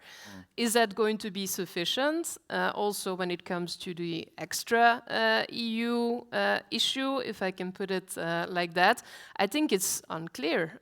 We have to try the new system. We have to see if indeed this is going to facilitate enough, make it easy enough intra-EU, and we also need to test when it comes to making sure that these precious materials actually stay in Europe and not, being exported as for vast amounts of resources we are doing right now. The fact that we have said, for instance, that the facilities that are going to be treating our waste need to be equivalent at their level of functioning, for instance, their environmental impact, etc. Of course, I would imagine that this is really going to be a step forward, but, well, the proof of the pudding is always in the eating, right? But I wouldn't want to stay too long on this legislation, in the sense that, well, right now we have this update and we need to see what happens. But, well, when I say 7, to me, I think, for instance, the Critical Raw Materials Act is a step forward, and I'm happy to see that there are quite some strategic projects in the first batch that are also, concentrated on recycling. But I also hear, when I'm talking to the industry, that it was quite hard to actually get through the process of being selected, for instance. And I think there the Commission still has some work to do to make sure that those good projects that are on the table within companies here even present do get selected. And for the rest, I mean, there's still a lot that we can do also on the legislative side.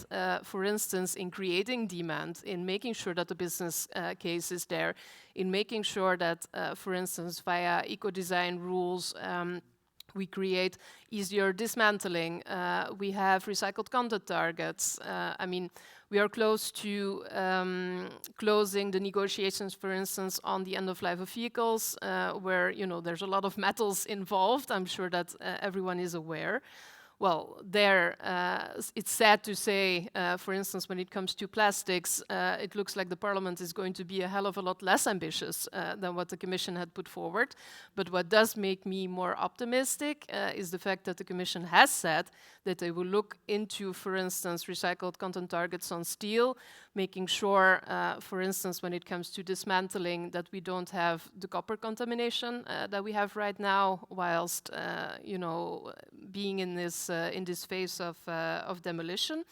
And I also really think that we need to start thinking about local content requirements to make sure when, for instance, we're doing recycled content targets, it's really to support our recycling industry here in Europe, because otherwise, it's easy, for instance, for the Chinese to just say, you know what, there's this new rule, you know what, we're going to flood the market, as they do on a lot of other occasions. So I think there's still a lot of possibility, but we're not there yet. So you're suggesting that the recycled content actually needs that provenance as well? Okay. Eva, you were nodding at a lot of what Sarah was saying, particularly about the design of stuff. No, indeed, I think that's, when I said depends, that's indeed, it depends on, as you mentioned, which materials we're talking about, because for some very critical raw materials, the current recycling rate is 0, and there's, the provisions in the Critical Raw Materials Act to set waste stream-based targets. It depends on where we have data, and for some of them, it's just not really moving very much. So in those waste streams, I would say it depends a lot on how we design then the products that use these materials, whether or not we will be able to dismantle them to get these materials out of that waste stream. And I would agree with you on the end-of-life vehicles. I think the design for disassembly is a very clear objective of that piece of legislation, because that means that you can get these materials out of the vehicles, but also it enables to think higher up in the waste stream. And that's the other half of my "it depends" is the sentence in the legislation is looking at the union's annual consumption of strategic raw materials. Well, 25% of what? If our consumption keeps growing, if we don't also look at reuse or look at repair or look at the other elements much higher in the waste hierarchy, I think it's going to be very difficult to reach this target. So it depends what it is a percentage of. Yeah, no, absolutely fair enough. Do you want to come back in with any of that, Vincenzo? Particularly on actually what we've been talking, Daniel, I saw you nodding actually at what Eva was just saying, but you were the one that brought up transport first off. Well, let me get back on two things. I think, transport, I'm glad to hear that on the 2nd of July we'll see, the first, if I'm not mistaken, iteration of a digital platform for Will it make transport. a difference? It depends on the platform, but in principle, absolutely. I can only rejoice with the idea of not having to fill forms and having to sign with blue ink rather than black ink. But in terms of the other element, I think there's a lot of focus in Brussels on regulation, because this is what Brussels does. But not all problems can be addressed with regulation. I think having an export ban, a moratorium on, for instance, black mass export, it might help in the short run. This is also regulation. Yes, well, having a ban I'm not saying that. Yeah. So please, a trade measure. What I'm saying is but what I'm saying is we could impose an export ban, but it wouldn't solve the problem structurally. The problem can only be solved structurally if we address two issues. The first one, we need more battery cell production in Europe. Unless we have more battery cell production in Europe, we cannot hope to have quality recycling in Europe, because scrap is an essential part of having quality feedstock for battery recycling, and because closed loop, and we see that in South Korea, for instance, where this business works really well, it's an essential part of a healthy business model. So I think we need to look at the market first. And looking at more regulatory solutions is actually probably part of the problem rather than part of the solution. So you're saying, if we're looking like a chicken and egg scenario, you're saying that it's the market that will need to come first. We need to support the market, and we need to support it financially. If we want more recycling to happen, we need more battery cells produced in Europe. We need more consumption in Europe. If you made the example of recycled content, which is, I think it's a bit of a contentious issue. If we're talking about recycling efficiency, so collection, I think that is absolutely crucial because it's part of the system that allows us to have good quality feedstock. Recycled content increasingly sounds like a very artificial discussion because depending on the material, to put a recycled content target actually puts a burden on companies that eventually makes companies go away from Europe, not invest in Europe. We've been working with the JRC and we've been working with the Commission to provide input, but the idea of recycled content being applicable across the board to all metals, I'm afraid doesn't work. Yeah, we agree in principle that not everything can be fixed only through regulation. And we are aware, having looked with and talked to many associations of manufacturers and of metals, not for every metal indeed it makes sense to have recycled content targets. That is clear, and we are ready also to work on dismantling the existing barriers such as this digitalization. We will come also of the waste shipment procedures. We will come later this year also with further green listing of waste shipments within the European Union. But because the issue of the trade restrictions, of the export restrictions is forcefully put in front of the Commission by Eurometaux, who is the organizer of this conference, I need to insist on this, that this is only an exceptional solution, and that the main solution is to create demand. And I would like also that we can go beyond the critical raw materials, which is, however, an important sector, but a niche sector. And we have to look at other metals that are maybe not critical, or that maybe are critical but are not so much in our sight right now, like for aluminium, which is classified as critical, but otherwise, yeah, for which Europe leaks scrap. For steel, we leak scrap, but we believe that the cause is that the demand, the industry has compressed in Europe. It is true over the past 15, 20 years. We leak because they find more interesting economic conditions outside the European Union. And we need to create these more interesting conditions here in Europe in order to create an interest, not to introduce export restrictions, because this will crash the market for the recyclers.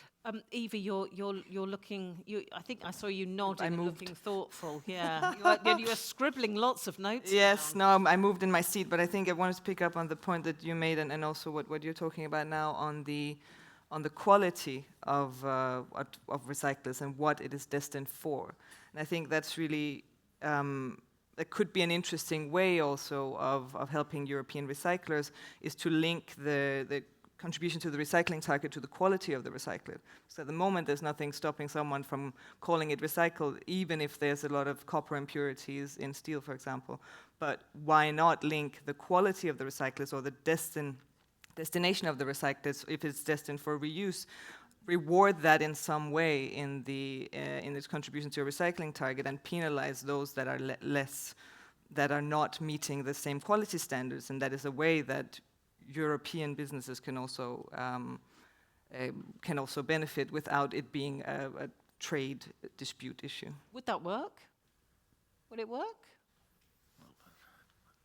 Yeah, well, I think it's a little bit like Vincenzo said here earlier, that every industry is a little bit different and every metal is a little bit different. And We're going back to it depends. exactly, and it's very, very important to listen to the industry, what is really going on there, and to learn and really get an understanding of the basics of it.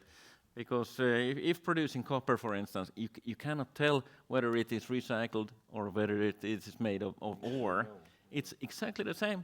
Yeah. And just to implement some kind of a recycled content but in that, no? It's not positive to implement the recycled content. Absolutely not. Because then you just have to maybe run your smelter or your industry in a weird way that is not economically beneficial. It's just regulatory stupidity. For copper, you mean? Yeah, that the word is depends on what kind of metal you're using. If it is, well, zinc or copper or nickel or whatever it is. So.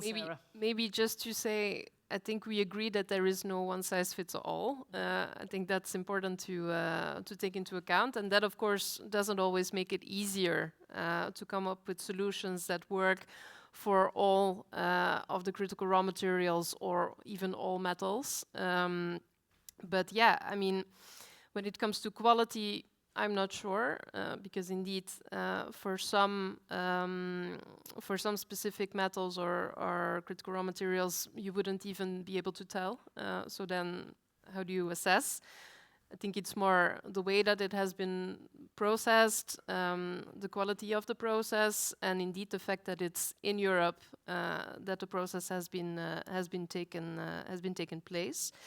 But it's also because often in a lot of legislation we don't fine-tune enough that there's actually a difference, for instance, within those critical raw materials. I mean, look at the WEEE directive, where I think it should be more fine-mazed and really made more specific per CRM what kind of recovery we are actually asking, and not, for instance, just weight-based, but really also on the specificity of those CRMs. When you say investments, I get it. I think right now the business case is not for everyone 100% clear yet, and that's problematic because I understand if you want to make that investment based on the fact that we have these targets within the Critical Raw Materials Act, you need some kind of assurance that the demand is going to be there and that you are going to get a decent price for it. Because, of course, when it all comes down to it, that's really what it's about. And I think there we still have some work to do. I would say there are some provisions within the Critical Raw Materials Act that are supposed to help. I'm not sure if it's going to be sufficient. Let's see. But when you say you're not going to fix it all with regulation, it's true, but there are some regulations that could really help. I mean, for instance, I would say public procurement is a very important tool that we have at hand, where there's millions and millions of taxpayers' money each year being used. I would hope that we would be able to fine-tune our regulation in a sense that actually helps you make that business case, that creates that demand. I think you're right that there are ways to support that also come through regulation. I mean, after all, I mean, state aid is still a regulatory solution. I mean, it's not a market solution. But I think we're in front of it's a classic public good. So, and recycling is part of our diversification and security strategy. We know that there are other players in the world who are more effective and more competitive than us because they've been doing that for longer and they've been investing for 20, 30 years in this sector. We're looking at countries in Asia mostly. Yeah. Mm-hmm. When we look at Europe, we are lagging behind and we need to catch up, which normally means spending more. And it means that our products are going to be more expensive comparatively. So if you ask me what is the market solution, I would say buy the cheapest. But if we ask me what is in the public interest, what is the public good, I would say, well, invest in Europe and get at least part of the operations in Europe to diversify. We're not trying to exclude anyone, we're trying to diversify and secure our supply chains. But this bears a cost. So who pays the cost is the real question, and how do we address this? But we're not going to address it by obliging someone to buy our product, because this is just going to make it more cumbersome and probably reduce overall demand. I think the solution is investments, and this comes from having European funds or national funds directed at addressing the gap in CapEx and addressing the delta, addressing the difference in operating costs that we have in Europe vis-à-vis other countries where these plants have been operating for 20 years. And is that the main, I mean, given your experience, that global experience, is that the main challenge that you see? It is the OPEX from what you need here to what you have elsewhere? I mean, the OPEX is a very large box. And in that box, you have the running costs, which in Europe are higher. Energy costs are higher. Human costs are higher. Real estate costs are higher. So this is structural market issues as well.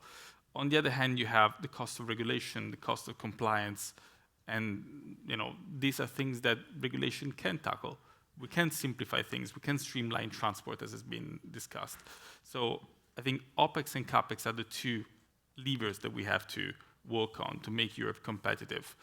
Then, again, there might be cases in which we might have to look into export bans. I mean, if we see, for instance, that all of our quality black mass goes to a third country, then we might ask ourselves, do we have enough feedstock? In which case, for how long we might take emergency action, a kind of handbrake action. I think I agree with you that the focus should be how do we make Europe competitive structurally in the long term, and how do we fill that gap of underinvestments and underfocus that we had in Europe for the last 30 years.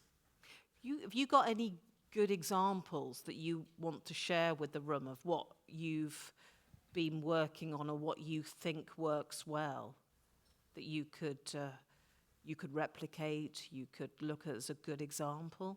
Closed loop models. Partnerships work well. When you have a car OEM who has the interest of producing a good quality EV, selling it to the market, recovering it, and recycling it, this is the best possible business model we could import from the countries that are actually doing it very well. You look at South Korea, they have a thriving EV industry, they have a thriving battery cell industry, and they have a thriving recycling industry.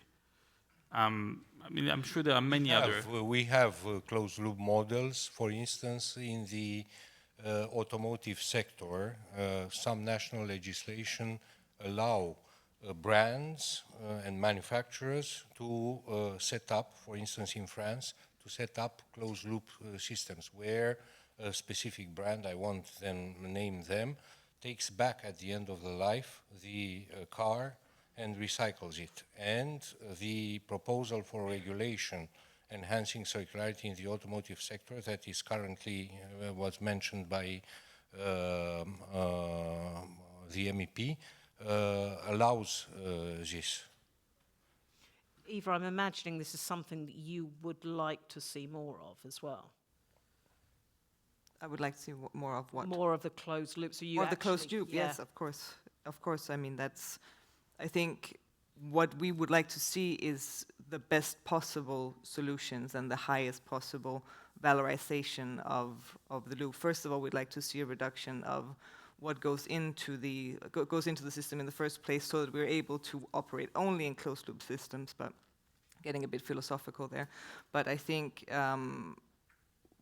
this requires us to look at where can we get the best solutions, where are we enabling things that don't require as much energy use, where are we enabling processes that don't require too many resources in the processing of the material. So I think looking at closed, looking at local, this is the ideal, but I think it's not, I don't think we're ready to say, let's make it only in Europe if it is better, if something is better in Turkey for a specific process, or if there's a specific waste stream that is processed better and gives a higher quality result in another adjacent place, why not there? But I think we just need to look at the quality as I think that's the baseline. Isn't there an argument to to say though that it's not just quality that you look at, but it has to be the whole picture. Because if you're using more energy to transport something, Exactly. then actually that's not beneficial. Exactly. You're sort of that's not really helping, is it? Daniel, do you want to come in on that? Yeah, well, it depends again on what kind of metal we are talking about. Yeah. Maybe car industry is also a long-term cycle. I mean, the batteries are there for 15 years, 20 years, I don't know. And the same thing, we've been looking at this together with companies like ABB on how to get the cycle going for motors or transformers. But these might live like for 30 years or 50 years. So it takes very long before the metal comes back. But then there might be programs, for instance, that a motor that was designed 30 years ago, that's maybe not that efficient anymore. So then we can do some kind of program together with a good supplier that delivers a new, more efficient motor, and then we recycle the material. So all kind of programs, but it depends. It depends on what kind of cooperations you get together with other companies or within colleagues in business.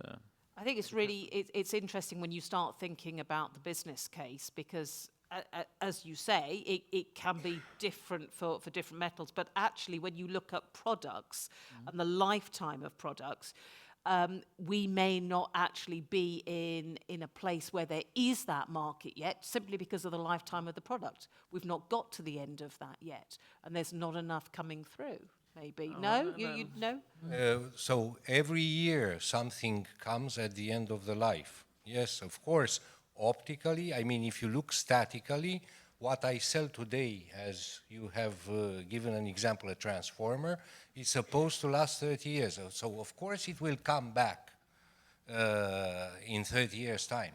But tomorrow it will come back to you what has been sold on the market 30 years ago. And of course it may contain some substances of concern or something which is not recyclable. That's true.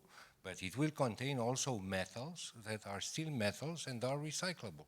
And today we have developed technologies for certain things at least, which are capable of setting aside a number of impurities or substances of concern. The volumes will of course grow a lot. Thinking about what was produced 30 years ago, that was a small part compared to the electrification level that we have today. That's true. I mean, but isn't it's it not per se an obstacle to circularity and to recycling? So the amount and our doctrine is never to say that you can rely just on recycling. Sarah. Well, exactly. I mean, it's not that right now we are making legislation with the belief that is going to suffice. If you look at the batteries regulation, for instance, it's a very slow pace that we are taking because we know that the feedstock is not there yet. So, you know, of course, you need to be realistic in your goals and what is actually feasible in a specific amount of time. But I also, and I keep saying it, the design phase of what we're doing right now is also super important. And I mean, for instance, when we're talking batteries, let's see, I think with the new generation, it's not 100% clear yet how long these batteries are actually going to be fully functional. If you make the design so that it's easier to replace, you can actually keep the vehicle, but the battery you can take out and you can give it a second use. That might be dismantling and recycling it. That might be using it as a home battery. I mean, there are many ways to actually use that.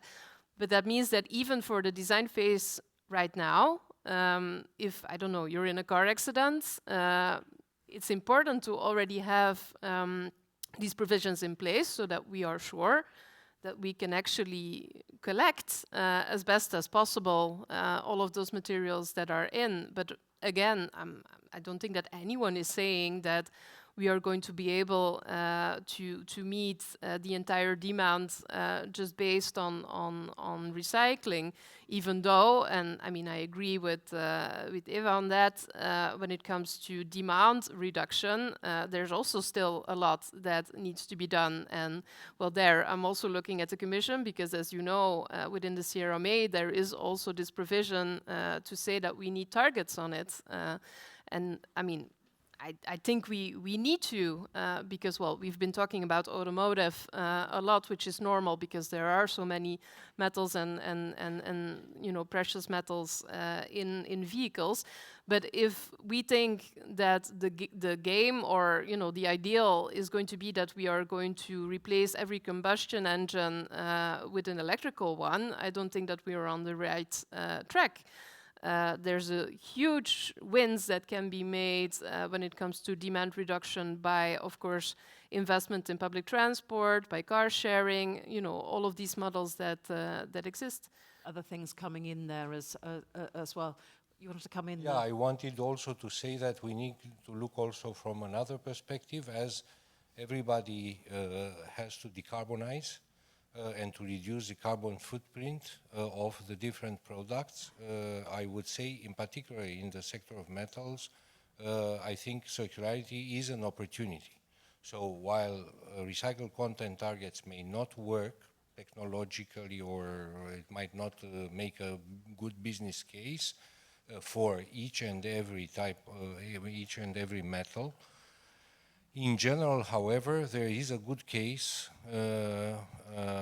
because circularity is easier, for instance, than, how to say, hydrogenation, using green hydrogen in the electrification. So it's much cheaper and much easier. I'm not saying that circularity is the only ingredient and will offset the carbon footprint or anything, no. But it is an indispensable ingredient. It's another tool to put in there. Hang on, Vincenzo. I'm going to come to the audience for questions. So if you've got a, let's get the microphone to you, and I'll come to you next. But Vincenzo, just very, very quickly. Yeah, I think just one point. I mean, yes, I agree that we can be more efficient and we can be, you know, thrifting is a sensible thing to do in many ways. But the scale of the energy transition, it needs everything. It needs a lot more primary products, and we cannot escape the fact that yes, we can thrift here and there, but the scale of the amount of power grids we'll need to build, battery storage we'll need to install, car, buses, trucks, trains will need to electrify. It's so enormous that there is no amount of thrifting that will make even a noticeable difference. It's an awful lot of skills from people as well that we need in this as well. Got a lady there with a microphone. Have we got a microphone to you? Yeah, fabulous, thank you. If you wouldn't mind introducing yourself first. Yes, my name is Justina Balbier. I work for Hydro. We are the largest European aluminium company and also a large recycler. I have a question to Mr. Ciobanu Dordea. You mentioned that there is a business case for recycling, and you give a 10 to the probability of reaching the benchmark. And in principle, I would agree with you. And in principle, in a market economy in Europe, there should be a good business case for recycling. However, unfortunately, this business case is being really badly undermined by the fact that aluminium scrap is leaking out of Europe. And this is caused by a big market failure that we have, another buzzword that I can throw on the table here, which is caused by the fact that there's basically an unlevel playing field in our competition with Asia, with Southeast Asia. So basically the conditions in which they are working are this environmental standards, the labor standards are much lower than here, and they can offer basically higher prices for scrap than we can in here. So what we are doing right now is we are optimizing our capacity utilization. It's a very nice way of saying we are looking into closing down certain recycling lines. So the situation is becoming really difficult, and I do not really understand your sort of skepticism towards export restrictions. As Hydro, we do not support an export ban. We are asking, for example, for an export fee, which was mentioned in the Steel and Metals Action Plan. So this that's something different. That's not a ban. And also in certain conditions that can be looked into. But I think also we need to have a convergent action from two directions.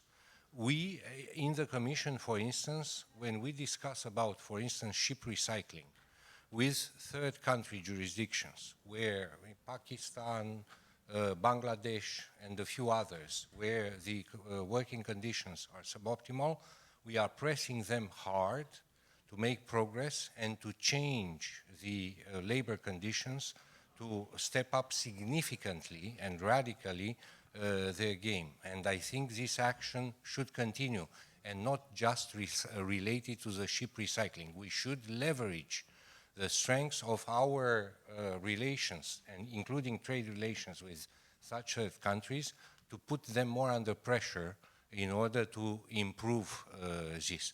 And on the other hand, I think we need to, I have to say this, I know it's not that popular, but if the price of the demand or the price that is offered by the by the European industrial actors would be a bit more appealing, that will move the needle as well.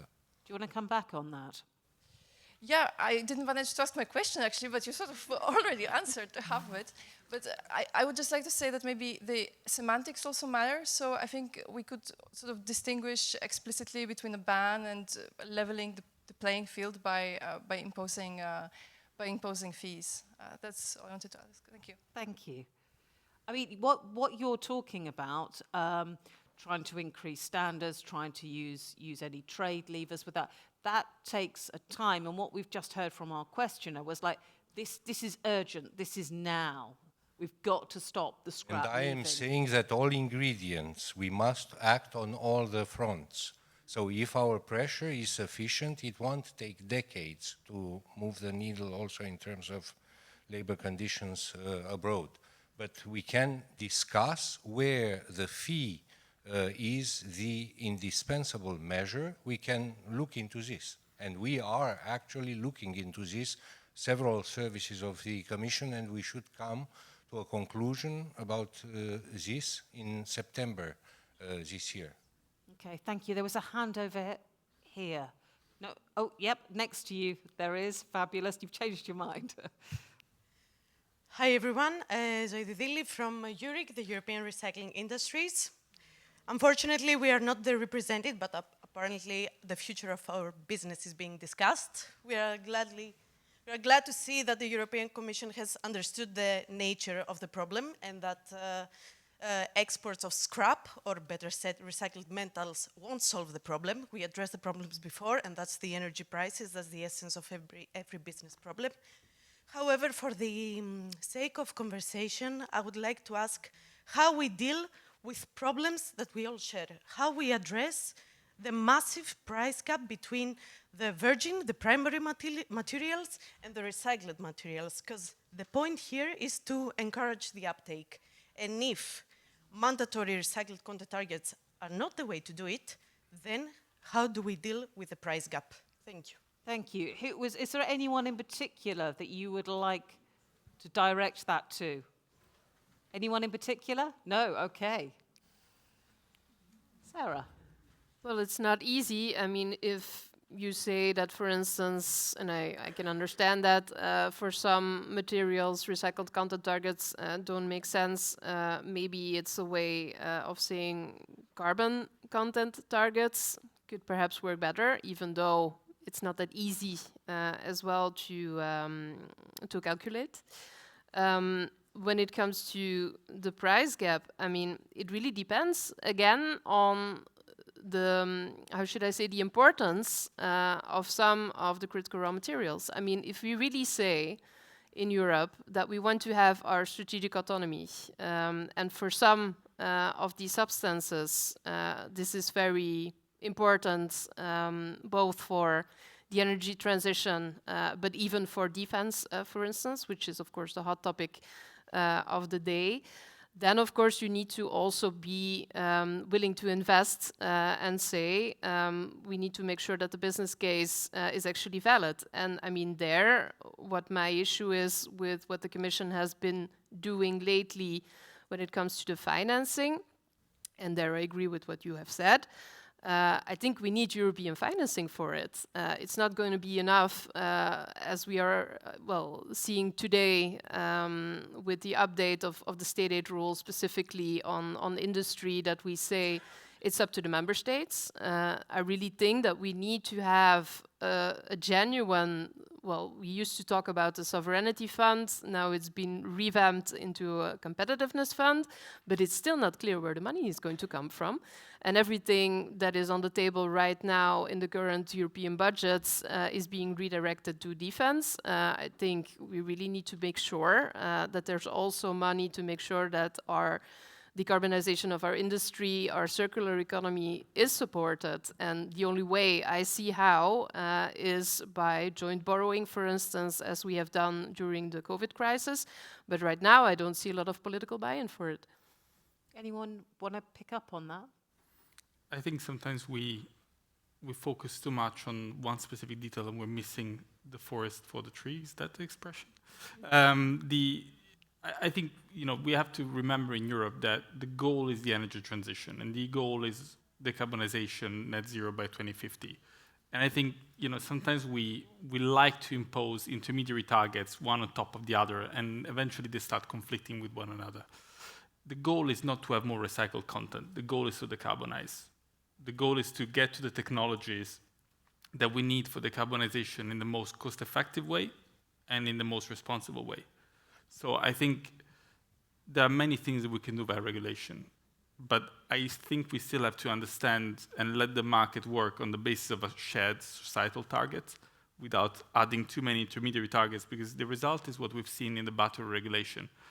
Too many targets, just spoiled the end result. Okay. We are, go on, Eva, yeah. No, just on that point, I think I agree that decarbonization is an absolute priority, but let's not forget that we also we're facing a climate crisis, but also a pollution crisis and a biodiversity crisis. So I think there's more to be done. It's not just about reducing carbon, even though I agree that's important, but I think reducing our resource footprint, and rethinking the way we use land, I think those are important factors to think of as well, because we are consuming more than what the planet can sustain.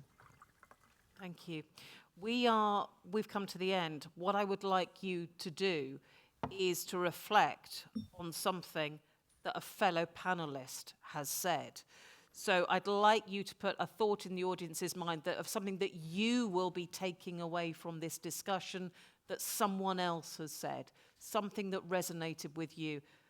And I'll start at the far end and work down. Maybe you No. the line, or I'm happy to be at the end of the line. No. You can go first. I will say two things. However, in response to the question and in response to what I heard here, I would reiterate that the path to decarbonization includes as an indispensable ingredient also circularity and recycled content, but indeed it depends on the metals and on the products. So sometimes this will not work as an iron rule, but in general it helps.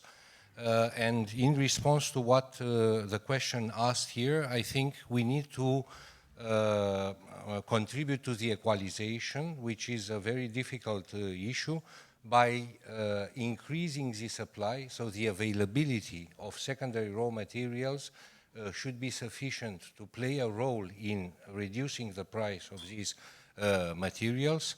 And I'm afraid to say that still the demand should be sufficiently generalized, measures about the demand, so that they do no longer create spikes in the price on the market. And I'm giving here an example from outside the metals. The example related to the packaging regulation. In the day when 1 year before the Commission has tabled the proposal, we have publicly announced that we will come with a recycled content target for plastics. In the months following the announcement, there was a spike of 40% on the market of secondary or recyclates of plastic. So this can be prevented in the future through a relative generalization of the requirements in this direction, so that there is no longer a shock and the perception that this is a one-off measure and everybody needs to crowd on the market to buy recyclates because they will become precious in the future. Thank you. Right, said it before, recycling is not the solution, but it's an important ingredient, and it's not necessarily even the solution for decarbonisation. Depends on what you recycle. Some part of the recycled material have actually a far higher carbon footprint compared to material that is produced from ore, and that is valid for recycling zinc, and that is valid for recycling electronic scrap. But these parts are anyway very, very important ingredients for us, and thinking about, well, you said that some of the volumes are escaping from Europe because we are not attractive enough and somebody pays more of it. But the thing is that to invest, you have to be sure that you have stability, you have to know what is in front of you, and if you know what electricity price might be, the availability of electricity and other things, then I think companies also dare to invest in more capacity for recycling. It's very important that we take care of what we have in Europe. Eva, what have you heard on this panel that you will be taking away with you? Many good points, I think, and I think your point on stability and also the point that you raised earlier on the waste shipment regulation will enter into force, that is very comforting, because we are in this era of many omnibuses coming left and right. It is important to have that stability, and it is good to hear that these important levels for transparency in waste shipments are entering into force. So that's one positive note I'm taking with me, and then I'm taking also a task which comes from both it depends, and our friend in the audience from Eurek raising the point that well, recycled content targets, which we are advocating for, cannot always be the solution. How do we get to the same or the better, the end result that we want, the result that has the best outcome for the planet and the resource governance? How do we do that with recycled content target where it makes sense, and what else do we do? That is something that we will think about. Okay, so that's a conversation that you're going to take away, and meetings that you're going to have as a result. Thank you, Eva. Thank you, Vincenzo. I mean, plenty of good thoughts from this panel. I think there were two things that, Sarah, you said particularly impressed me. I mean, first of all, it's important that we have a European answer to things. You know, if we continue with piecemeal answers from different member states, we'll end up actually adding more costs rather than reducing costs and simplifying. And the second thing that I'm very looking forward to is the simplification of the transport of waste. I mean, if we can really manage to digitalize, simplify, streamline, and actually reduce the complexity that make Europe today less competitive, this is probably the best news I've heard from this panel. Are you going to get rid of your blue pen? No, I think I might still need it in Germany. Sarah? Well, I mean, that last comment is, of course, very nice to hear because, well, as lawmakers, we do spend many hours in little rooms trying to come up with legislation where we indeed hope that it's going to help you in your business case and in what you're trying to accomplish. So I really hope that that will be the case. But you also talked about predictability. That's really the word that got stuck in my head. And even though I can understand that for a lot of you, you say that you are struggling with administrative burden, and I can see examples of that. I'm not contesting that at all. But when we say predictability is important and investment security, basically, I really have a problem with the way things are being managed right now on the Commission level with all the omnibuses. Because, well, we've been talking, for instance, about the battery regulation. We're not that far in yet in actually implementing all of that, and we already have an omnibus that is wanting to change it. And I'm not saying that it's the goal of the Commission to actually touch the core part of the legislation, but that is the risk that might happen. And then I would say a lot of the investments looking forward that have been made by some of the companies present or under the umbrella of Eurometaux might have been completely in vain. And I think that's very detrimental for the trust. It's an interesting place to leave it, because that sounds more discussions are needed. I love it when someone just leaves something hanging in the air at the end of discussions. It's clear more conversations need to be had. It's also clear there are a lot of places to agree on and places where still debate needs to happen. Thank you so much for joining the panel. I think it's been a really interesting discussion to see your different thoughts and your different points of view. Ladies and gentlemen, please thank our panelists. Thank you. Thank you, Sarah. Thank you. And I'm going to encourage you to move very quickly to the back, where we're going to swap out your microphones. So if I can leave you to walk that way, and we will swap out for the next group of panelists. We are, in true fashion, recycling microphones. That's what we're doing, which seems rather appropriate at the end of... All right, okay, so we're having a discussion as to whether or not we're recycling or reusing. Maybe. While we're doing that, I'm just going to very quickly come and walk among the audience and just get a few thoughts, a few views about what you have heard so far. Maybe some of the things that you have quite liked.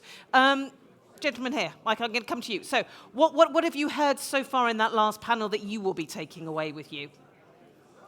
That recycling is actually very complicated, and probably you do need to listen to the experts in industry. Do need to have those conversations with the industry. Fabulous. Thank you very much. Let me walk over to this side as well, while we're still getting people mic'd up over there. Can we have a conversation? So what have you heard in the last panel that you particularly liked? I arrived late, I'm sorry. So Oh, you've only just got here. You missed a very good panel. Yourself, sir? What I really enjoyed was the part about electricity prices. I think that electricity prices is the main topic that we should all be addressing today. Where are you from?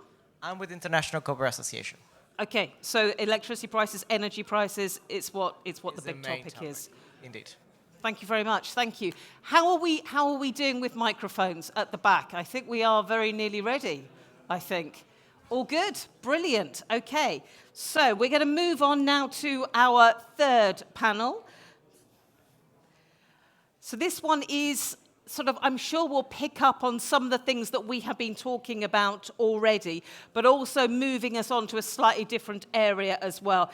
This one we're going to concentrate on aligning the Zero Pollution Action Plan with industrial competitiveness.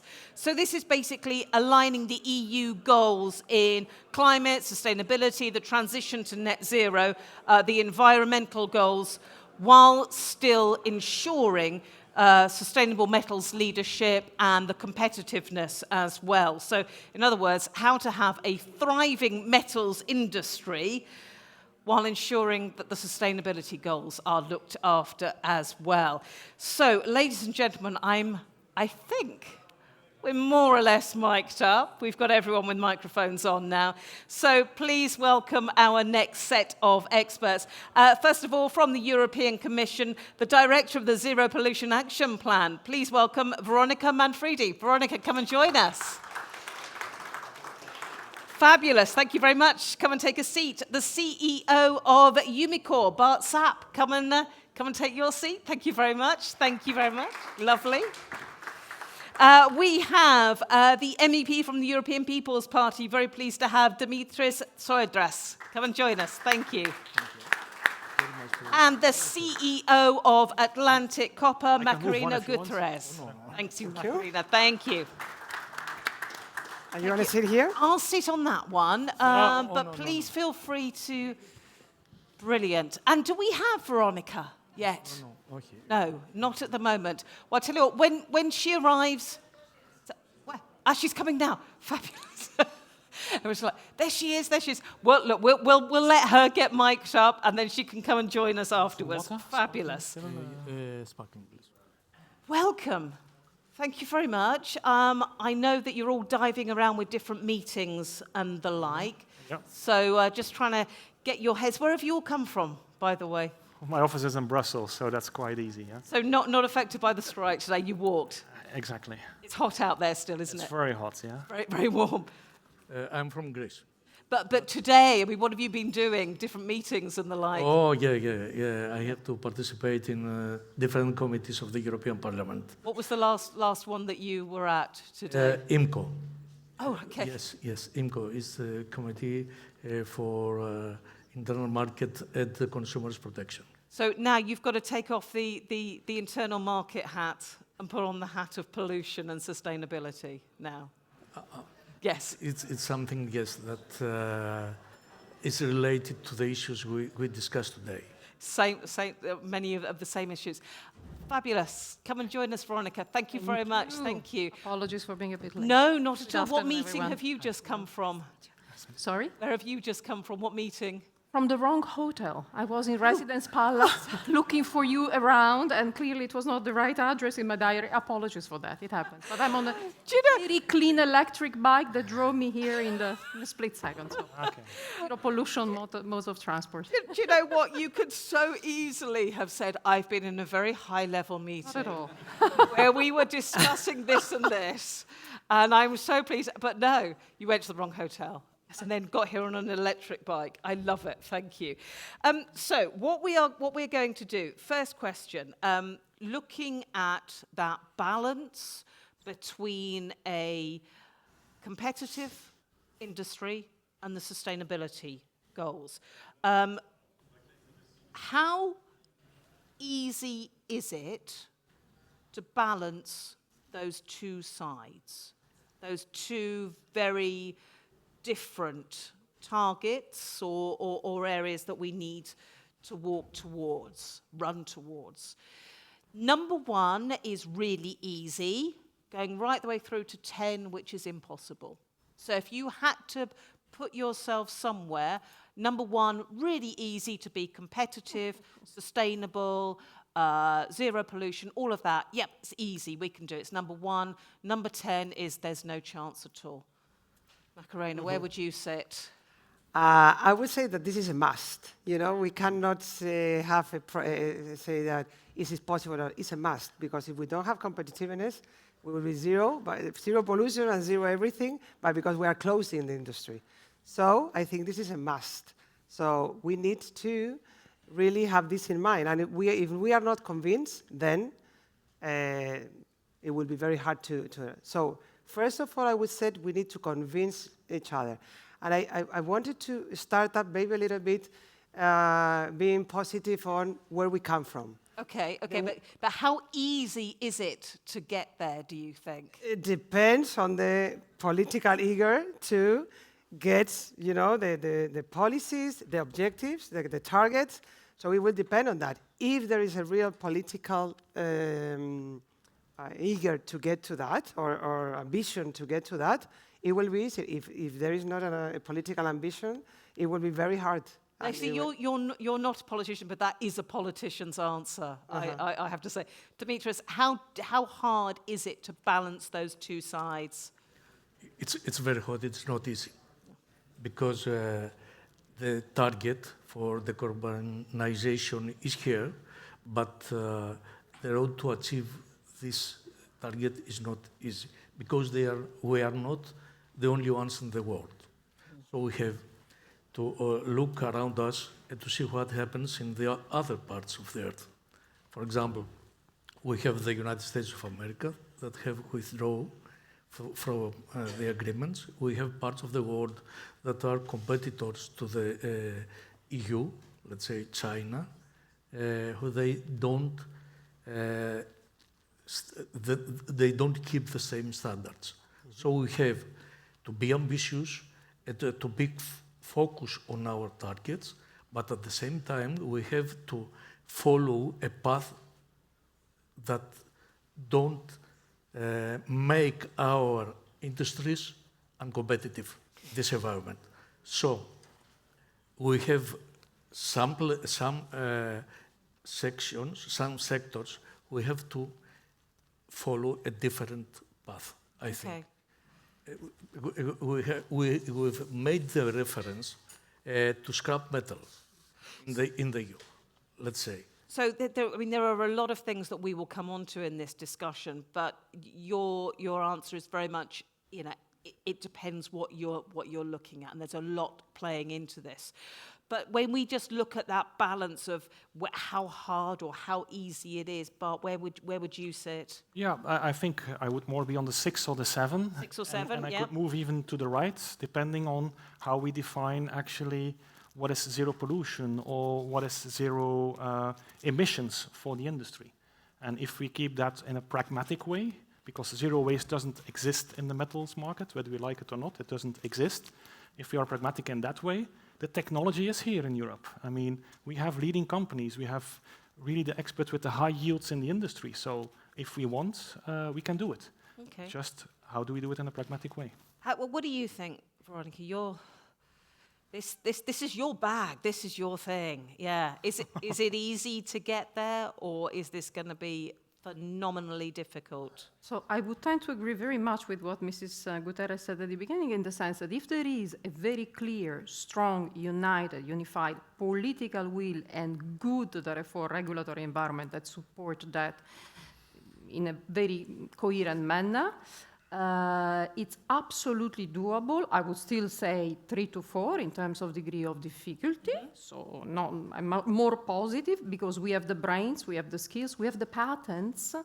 Many of our brains now operate in these other parts of the world where they drive the competitive agenda of others, so maybe we could become a bit more attractive, but it's a pretty transformative change, let's admit it. I mean, so it requires really a union of, will and clear determination. This is why I'm pleading with strength in this mandate to secure that clean and circular competitive model for which we stand is truly holistic. We don't have to focus only, for how difficult already that one is, only on decarbonization, because we have technology providers which are absolutely ready, market ready, to provide solutions that deliver also on, let's say, the toxic-free dimension of our challenge. And what I hear all the time when we confront ourselves with the innovator is the clearer the guidance is on where you want us to go, the more we can adapt. If every time we get a bit confusing messages, no, let's only focus on decarbonization, it's already a big challenge in itself, then, okay, we focus only on polluting because, and we shouldn't, in my view, use, let's say, in a non-appropriate manner, the competition we get from all possible third countries, because one of the ones that we like to mention the most, which is China, is actually already now getting prepared for that type of clean competitiveness and resource-efficient competitiveness. China is turning increasingly clean, has achieved success that we can dream of in the European Union in terms of depolluting its rivers, capping air pollution in many parts of the territory, and of course can reach this result because it has a completely different governance model that I don't think we want to embrace as Europeans. Let's take everything that you've said one by one, because the first thing that you said, and it echoes exactly what you said as well, if we have the political will, basically, the political eagerness, I think was the word you used, to all move in the same direction. So my question to you all is, then do we have that? I'm not sure we have it right now. Not sure? We have the political will, but it's not only a matter of political will. We have to take into account, of course, the course we work on is the decarbonization, the clean technology. It's the piece of technology where the Europe is going to be competitive in the future and now.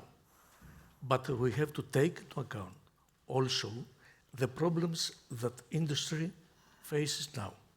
The metal industry is one of the industries that faces these problems now. Right now. So it's not just the political will, but exactly. But there is the political. It's a matter of political will to move to this direction, but to take into account the problems that industry faces at this time. But do you feel that there is the political will? I think at the Commission level now, or more the new commissioners, definitely I feel that will is there. My question is, can we turn it into action, and can we convince the different countries actually to go along? I was making a reference earlier. I mean, if I would run the company and allow every executive member on my panel to just work for their own business group or function, Umicore would not be successful. So the first rule that we have to make is say, look, we are team one. We play together. And if not, it doesn't work. So once more, I think it's about making choices. And we can talk about recycling and all these things, very important, but in the end, it's about, do we want to be technology independent, yes or no? Do we want to be mobility independent, yes or no? If the answer is yes, and it has to be yes as a continent, you have to invest in critical raw materials. You have to invest in that circularity. You have to demand local content requirement and demand that recycling happens into Europe and not exported. It will come at a cost. Every choice comes at a cost. So saying it cannot cost money, it cannot happen, well, then you never do anything. If you want to build a forest, you have to start building trees today, step by step. And I think that's what's failing. I would ask from the Commission a clear direction. Tell us that local content requirements will be there. You will see that even technology, if it's not here, will move into Europe. Tell us that recycling has to happen in Europe. The technology is here. In that space, as you said before, if we have that clear direction, we can invest. We can do it. It might be temporarily more expensive, but cheap today is expensive tomorrow. And are we willing to gamble the future of next generations? That is up to us now. Veronica? I personally feel that if you read the competitiveness compass, which is going to be the defining, the northern star for this entire mandate, you have all these ingredients. Of course, bear with us. I mean, we are a country that is part and proudly, so a continent that is proudly part of the multilateral way of working together. We have WTO rules, so we also have to act in a way to kind of build the European Union strategic autonomy in a manner that we continue to be open in a clever manner. And this is what you read in all the political guidelines and the messages about the importance to stipulate increasingly this clean trade partnership that contain in nutre this concept. We want to increasingly do deals, including for raw materials, with countries that see the green transition and the digital transition in a manner as close to ours as possible. I think this is a very important policy message. Also to be a little bit on the positive side, although I share, the concerns. We are not, well, I'm reading the news as everyone, and sometimes there are reasons to be a little bit more shaky. But for example, we have had just recently the adoption of the water resilience strategy, and I must testify to the fact that I sense an enormous consensus, both among member states, parliament, stakeholders, on the fact that we need to act at the same time on water quality and water quantity challenges. It's really an area where people see the need to get nature on board, which we need to get, because our zero is never an absolute mathematical zero out of technological membranes and filtering. You need a bit of nature to come back in place to help out as well. So if that vision can be used as a paradigm shift to help us building this clean, resource-efficient world, I think, we can have some hopes. And on top, Eurometaux members as such, I think all of them are under the revised Industrial Emission Directive that we could rename the Clean and Circular Industrial Transformation of the European Union, because it does exactly that. It helps those companies to transform whilst polluting less, becoming more efficient in their process, use less toxic substances over time, with the support that honorable member Tsiodras is calling for, because we support them with research and innovation, and, of course, all the other support measures that we're putting in place also for decarbonization purposes. Yes, but we need 800 billion investments in Europe, according to Draghi report. To achieve our dual target, digital and green transition, we need this money. There are a lot of barriers at this time, the European Union, for someone to invest. There are 300 billion European money that are invested outside the European Union. It's a problem. I understand that everyone who has money invests in a place who make profit. But it's not only the European Union, it's all the globe. But we have to put in place the rules that are the investment more friendly in Europe. And we have a lot of bureaucracy, different 27 different regimes in the European Union. We have not actually a single market that are barriers to someone who wants to invest in Europe and to make money here. We have to face these problems, I think. Well, I would want to build on that in a sense, and I have a slightly different view on the matter in that respect, is that I think one of the big assets that Europe has is that we have a very big market, and where, of course, where Asian countries, China in particular, wants to participate. So this is a unique momentum to also get capital out of the East and potentially invest into Europe. There's nothing wrong with that. As long as these technologies are brought here, as long as it's invested here, and that we have independence in our green transition. But that means investments have to happen here. And that's why I hammer so much on that local content requirement and that recycling obligation, because that's the only way we will attract them. Because as long as the borders are open in a sense, arbitrage will play, and it's normal. It has to play. That's how economy works. So I'm not calling for tariffs. I'm just calling invest here, make them invest here. That's the biggest thing we have, and we should not be afraid using that tool or leverage that we have to force them into Europe. I mean, it's strong words, but that's what it is. US is closed. Let's not close Europe, but incentivize them to be here. Yeah, yes. I think investment will come if we put a level playing field, meaning that we are globalized, and it's impossible to close Europe or to close the world, because we are so globalized that it's impossible. So we need to put our competitiveness in the level playing field, and part of it is also the regulation. So before in the previous table, we were saying that there is a crisis of CO2 and crisis in pollution. I think the crisis is not in Europe. In Europe, we have done great homework, and we have to be very proud of what we have done. In the last 30 years, we have decreased our CO2 by 40%. We meet less than 10% of the global, 8% specifically. So we are not the problem. We are not the problem in pollution. We are not the problem in because we have decreased enormously in the last 30 years. So, but others, others have also decreased. So I think the level playing field has to be, if we want to attract investment, is because we have the clear regulation, competitive regulation, because what happens many times is that we have such a complex regulation that once tackle into the others. And at the end, this is cost. It's cost in investing, it's cost in operating.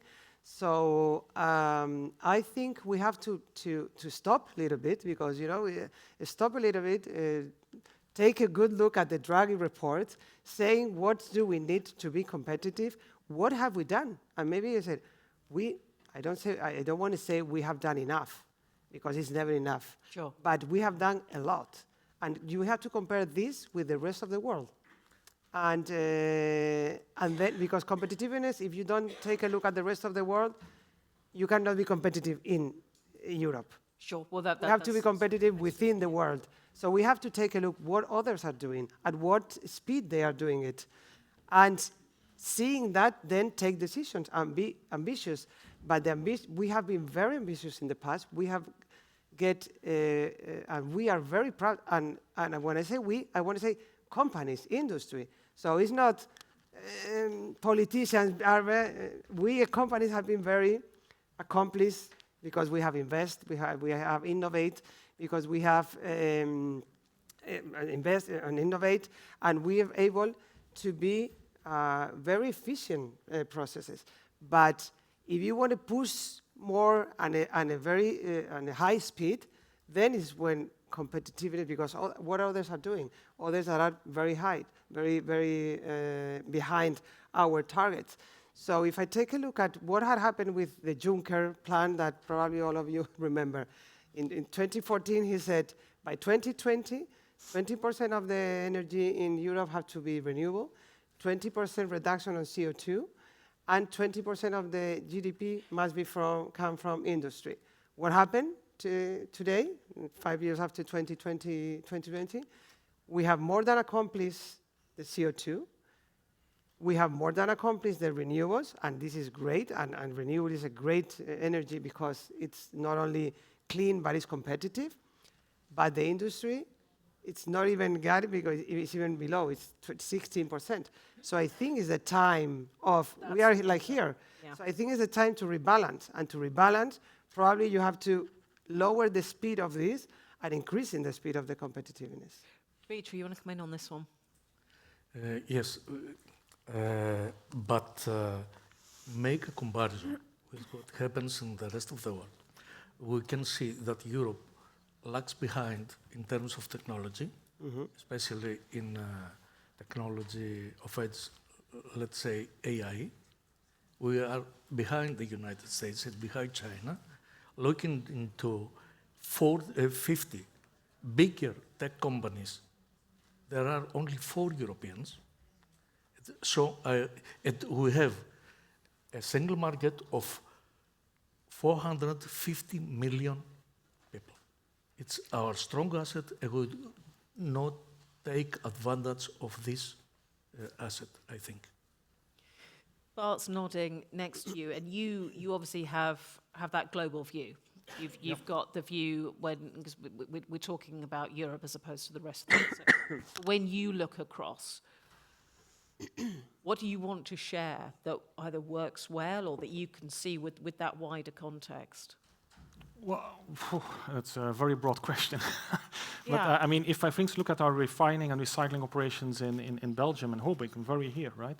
If you look at the environmental achievements that we have in terms of emission, it's world-leading. And it's a combination of a good incentive by policy, because I believe that we have to go to a cleaner world, so we continue to invest in that. We make great progress, and still it's a very attractive business for us. And we attract feeds from all around the globe. But what we see as well, and it was in the earlier panel, a lot of waste goes outside, right? And actually then through the back door, through technology comes in again. So again, I don't want to talk necessarily about tariffs or not, or I need cheaper electricity. We just need first, what do we want? Do we want to be technology independent, yes or no? Are we willing to pay the price for that? Do we want to be mobility independent, yes or no? Are we willing to pay the price for that? It will not come for cheap. We have been outsourcing our pollution to other parts of the world, and they caught up with great technology, and I agree with you, China. Why are they so much on that clean mobility? Because they're dependent on oil imports. Except rare earths, they have no resources. So they really build an ecosystem to attract these resources, and they keep them in China, and also now start exporting them because their own market is overly competitive and often loss-making. So again, my call is, how do we attract these raw materials in Europe, keep them here, and the system will develop. It will develop. And I'm not so much concerned about exporting out of Europe. If I could serve the European market with local production, that's already a big market, and the rest of the world would less be on my radar to be supplied out of Europe. So I see lots of opportunities. I believe in the European project, but we have to play more together than separate. Veronica? Many of the points that Bart is saying actually really resonate, because, as you know, this goes to the heart of the Circular Economy Act, for example, which has been announced in the political guidelines. I mean, I'm monitoring things very much from a zero pollution directive and I must say, zero pollution action plan perspective. And I must say that out of the 6 targets that we have given to ourselves to up to 2030, we're doing, I would say, really well on half of them, but 2 of the 3 on which we are scoring less well are all waste related. So Europe in general has an incredible untapped potential of making better use of its waste. And when it comes to industrial waste more specifically, again, to some extent, the revision of the Industrial Emission Directive is trying to tackle this. I would say in the way it's built, it calls also for better industrial symbiosis. This is not mandated by regulation, but if you want all the concept that you have seen also being explored in the Net Zero Industry Act about the valleys, you know, of production, goes into the sense of please, please, please, let's create better consortia, let's consolidate the expertise. A refinery should be close to a place which is excellent in, you know, recycling waste. And this calls also, if I may say, for smart spatial planning. Now, spatial planning is a competence of the member states, and I'm very happy it is. But the Commission is engaged, as you might have seen from a number of policy documents, increasingly into putting at the disposal of the national authorities viewers, tools to allow the national authorities to, rethink, of course, in partnership with relevant business players and so on, where to put industrial activities in a manner that it makes sense. There are industrial activities like mining that, of course, are very much linked to places where you have your raw materials, but others are not. We have a policy on data centers, for example, which will be a little bit accompanied, I believe, by a sound implementation of the water resilience strategy, because data centers, just to mention one player out of many, are telling us we are very happy to exert corporate social responsibility and give back to the grid some of the overheat we produce. We do need water, but okay, we are engaging to more efficient use of water.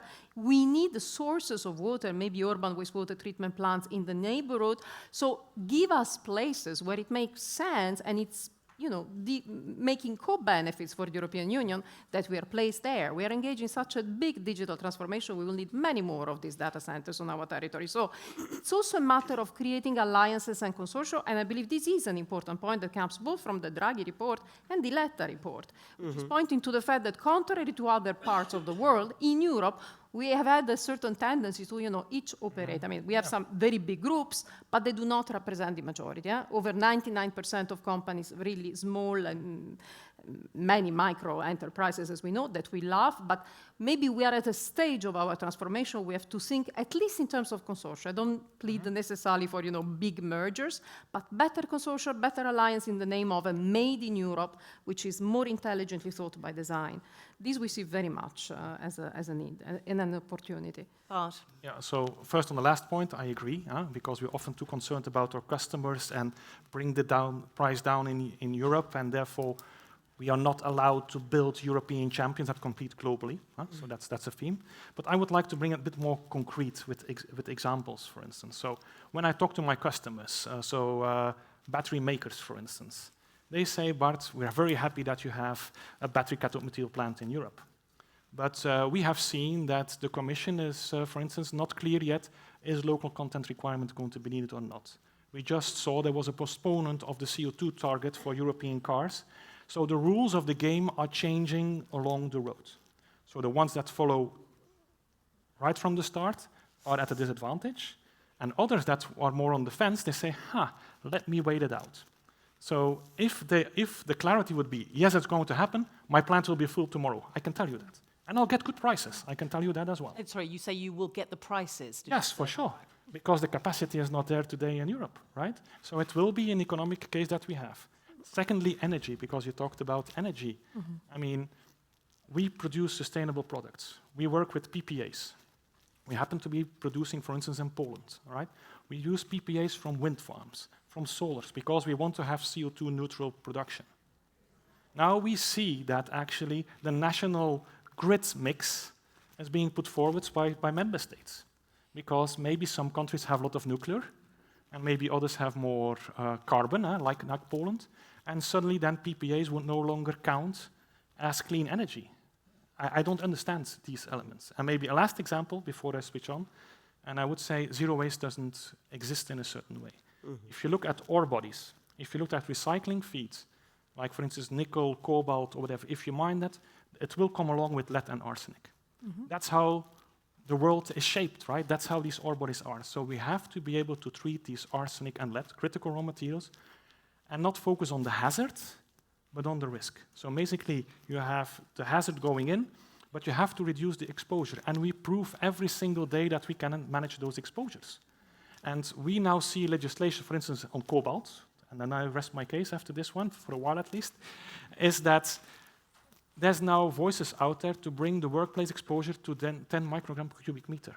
If we do this, a big part of the cobalt processing industry in Europe will not be sustainable. We will get, again, that import from outside China. There's even voices that to go to 1 microgram, then the whole industry just shuts down.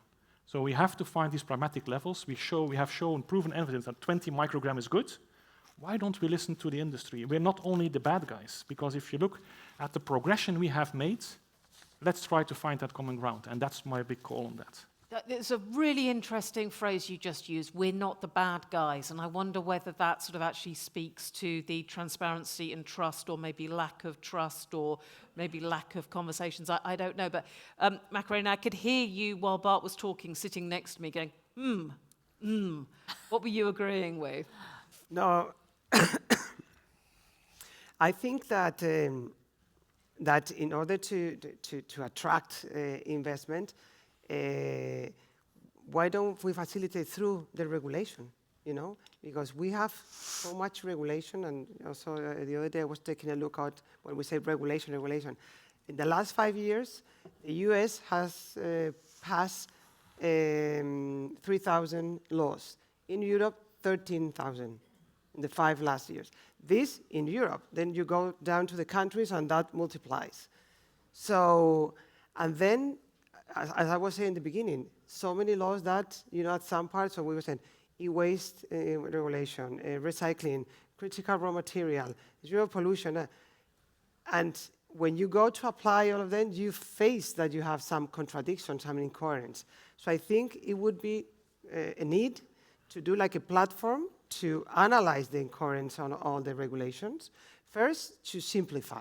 I mean, I think we are in a moment of simplifying. If you simplify, you will get, because, you know, money and funds, what they would like is first to also have some business cases, but then have a clear view on what is going to be the regulation on the future. So I think we should make an effort on trying to be much more simple in regulation. If you are simple, then, you know, things move faster. So to make an effort on having like a platform in order to analyze the interaction between regulation will be great. Then a fast track, you know, a fast track. And we are investing in an e-scrap plant in Spain. We are very excited about that. We will start in the next year. And the permits, which is a big topic when we are starting. So the Andalusian government has put in place a fast track for strategic projects. We were declared strategic projects, and we got into this, and we got permits in 8 months, something that we have gotten between 18 months or 24 months. And it was very simple office of very well talented people from the administration, just taking care that all the projects that were in that office were, you know, moving permanently to get all the permits. So the permit was 8 months. Have you ever got one in 8 months? No. But it can be done. I always say copy and paste, you know, things that are... So when I say about competitiveness, Europe knows how to get targets, because we have done it. We are having it in CO2. We have done it in the pollution. We have done it in all the environmental aspects. So it's a matter of, okay, I want to be competitive. I want to put targets. If you don't put targets, so if we want to be competitive, let's find out what are the 3, 4, 5 targets. Simple. Simplify. And put it and make actions and put timing of that target. And of course, the regulation and policies to accomplish that target. Simplification is a word we hear regularly in the European Parliament. We have the different omnibus in order to simplify, to cut red tape by 25% in general, and 35% for the SMEs. But we have to take into account that the last 5 years, we have produced in the European Union 12,000 legislative acts, while in the US, at the same period, we have 5,000. We have to make the comparison to see what we have to do. Mm-hmm. And that does exactly sum it up, doesn't it? Yeah, it's how many, what you have to work through, and then when, as you say, you mentioned SMEs. That's what they are working through. Then let's bring in some questions. What would you like to hear from our experts here? What areas would you really like to sort of get them to come up with some ideas on? Anyone in the room that would like to throw a question in the last few minutes? Yes, let's grab a microphone towards you. It's coming over here. Right at the end of the row. Fabulous, thank you. If you wouldn't mind introducing yourself first. Sure. Hello, I'm Guy Henley and I work for Trafigura. And it's not really my area of expertise, but interested to hear from you all. How does the European Union sort of get or start to like big business better? Sorry, start to like big business. Or Okay. favor big business. It seems like in the States, big business is favored, and it'd be interesting to hear from your point of view. Can I clarify, when you say big business, you're focusing on the size as opposed to an innovative startup or something? Yeah, large industrial companies. Large industrial Picking up on the point from Yumiko about being the bad guy. Okay. So yeah, just trying. Right, how do we improve the relationship then? Between who? Between? Big business. And the small ones. And and Europe and the Commission. I think I mean we have a great relation. You know, I have a I'm not sure I understand the question because I'm not aware of any big problems with the big businesses. What's the problem with the big businesses? Give us an Why example. are all the omnibuses completely favoring SMEs? Not only. Well, largely. A lot of the restrictions are going down to 25% is in general for business. Okay. At 35 for the SMEs. Sure. Because they don't have the administrative capacity to deal with all this. Yes. No, I would say. Sorry. It's not a problem. That's it's the not a problem. difference. It's just a question. But trying to answer to your question, we have a problem in Europe for businesses to scale up. Yeah. It's something we acknowledge. So there is a problem here, and I think that there are many ways to deal with it. First of all,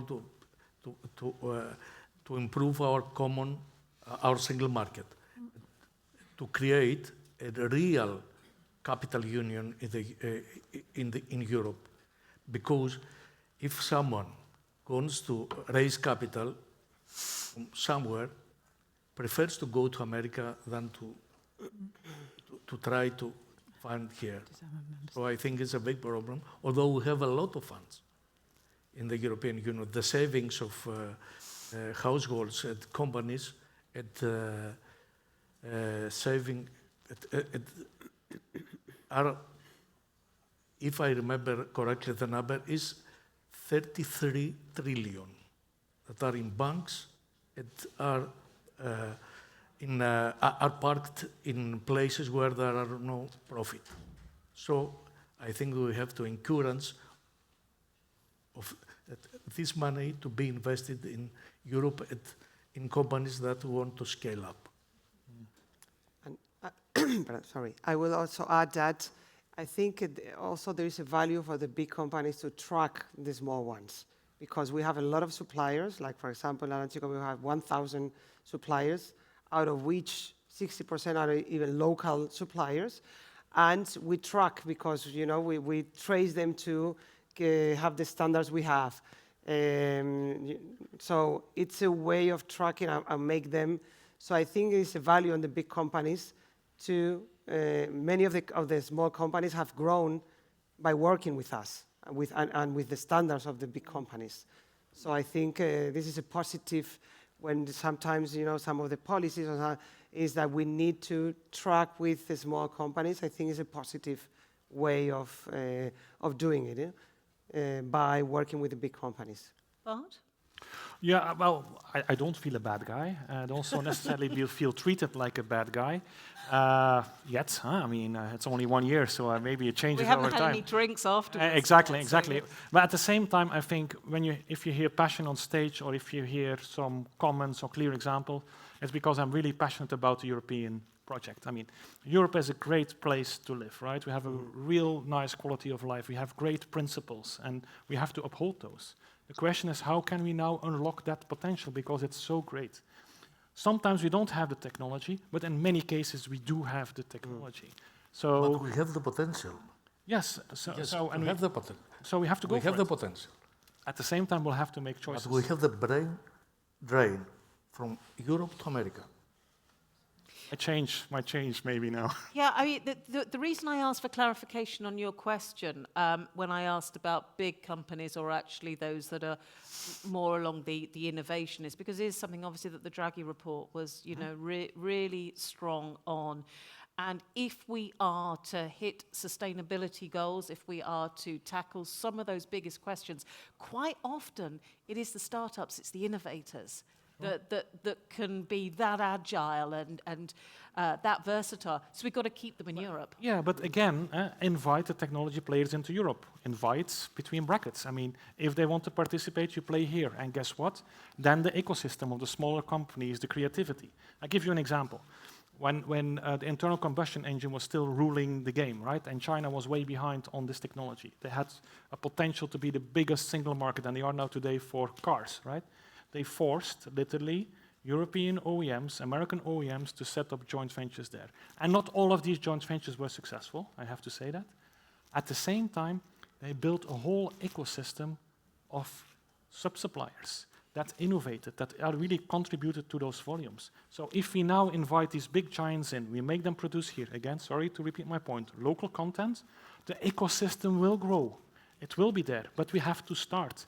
And if we wait for the perfect solution, we'll never have a forest. But the numbers are not in favor of Europe, because there is no a single company in Europe who has a capitalization of 100 billion that created the last 50 years. In the United States of America, the 10 biggest companies with capitalization, each one, 1 trillion, is created in this period. So there is a problem here. And I speak as a European. I believe in the European Federation because I think we have the potential as Europe to be very competitive in the global scale, and we don't exploit these advantages. I think that is a pity. It's got the exploitation in the most positive form of that word. We're in the last moment. I'm going to, as I have done with all the other panels today, I'd like to ask each of you to pick out something that someone else has said that you actually resonated with you or that you're going to take away. So something that someone else on the panel has said. So I will reinforce that we have a great opportunity. Europe is a great market. We have a great opportunity for growth. And it's a matter of aligning all the policies and putting targets on top of us. Okay. Dimitri, something that someone else has said. What would you like? Yes, it's both of the ladies.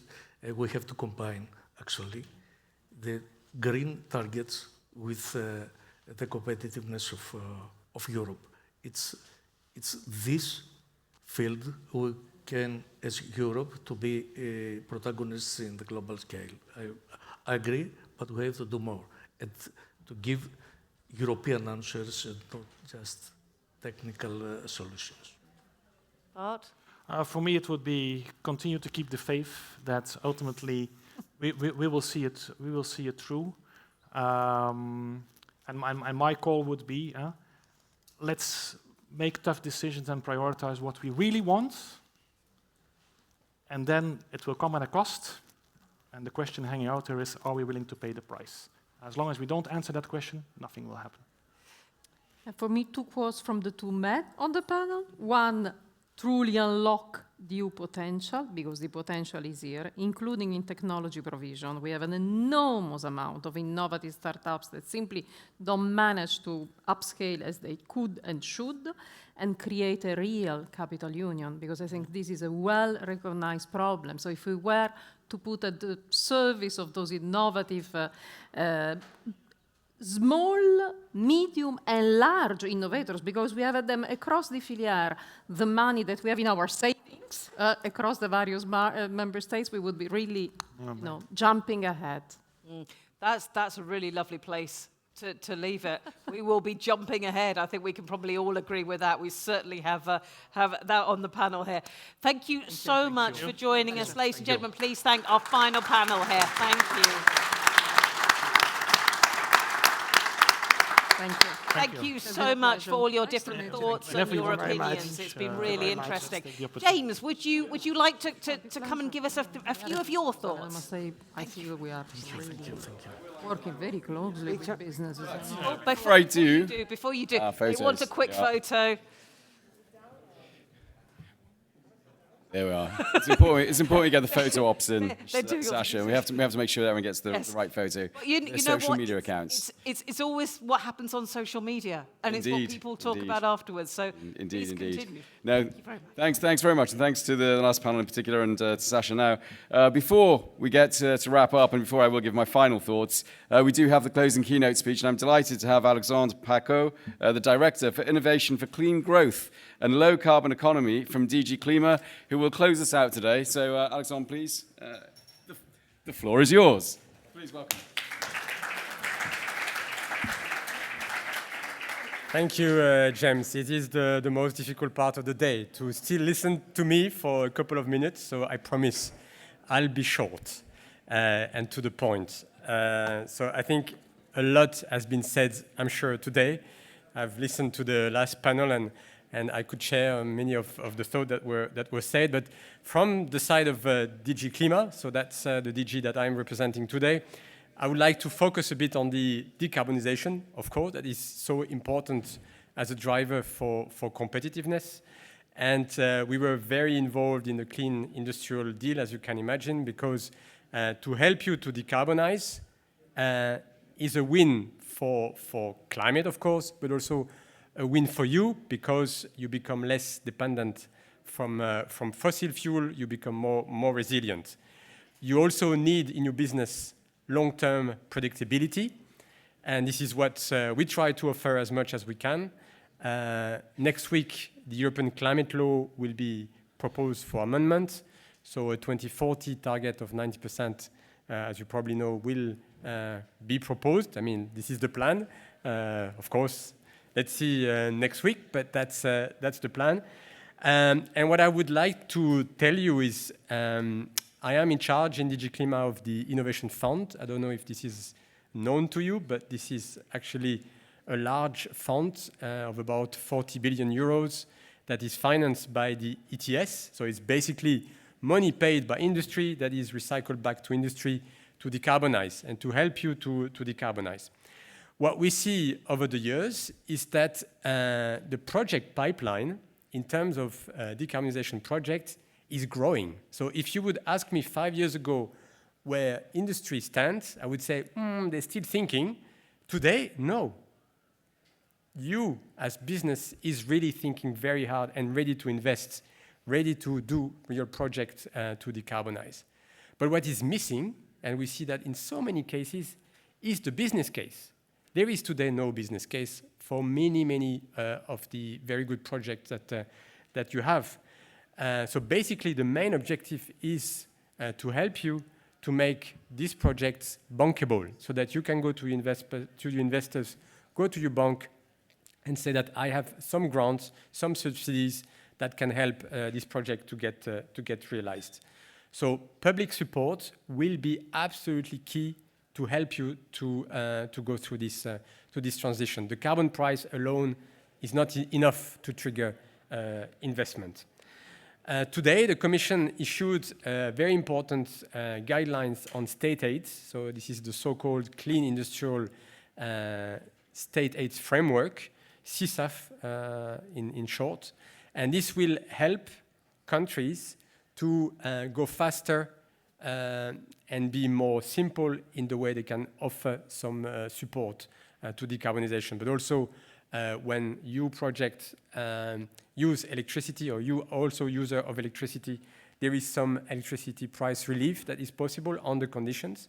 So basically, this will help, and that was announced in the Clean Industrial Deal, will help really to faster and have clear rules in terms of state aids. Of course, that doesn't answer all the issues, because that will be mainly for the member state that have sufficient rooms, budgetary rooms for supporting through state aids. And this is why we are big believers in also European solutions, so EU funds that can really help you.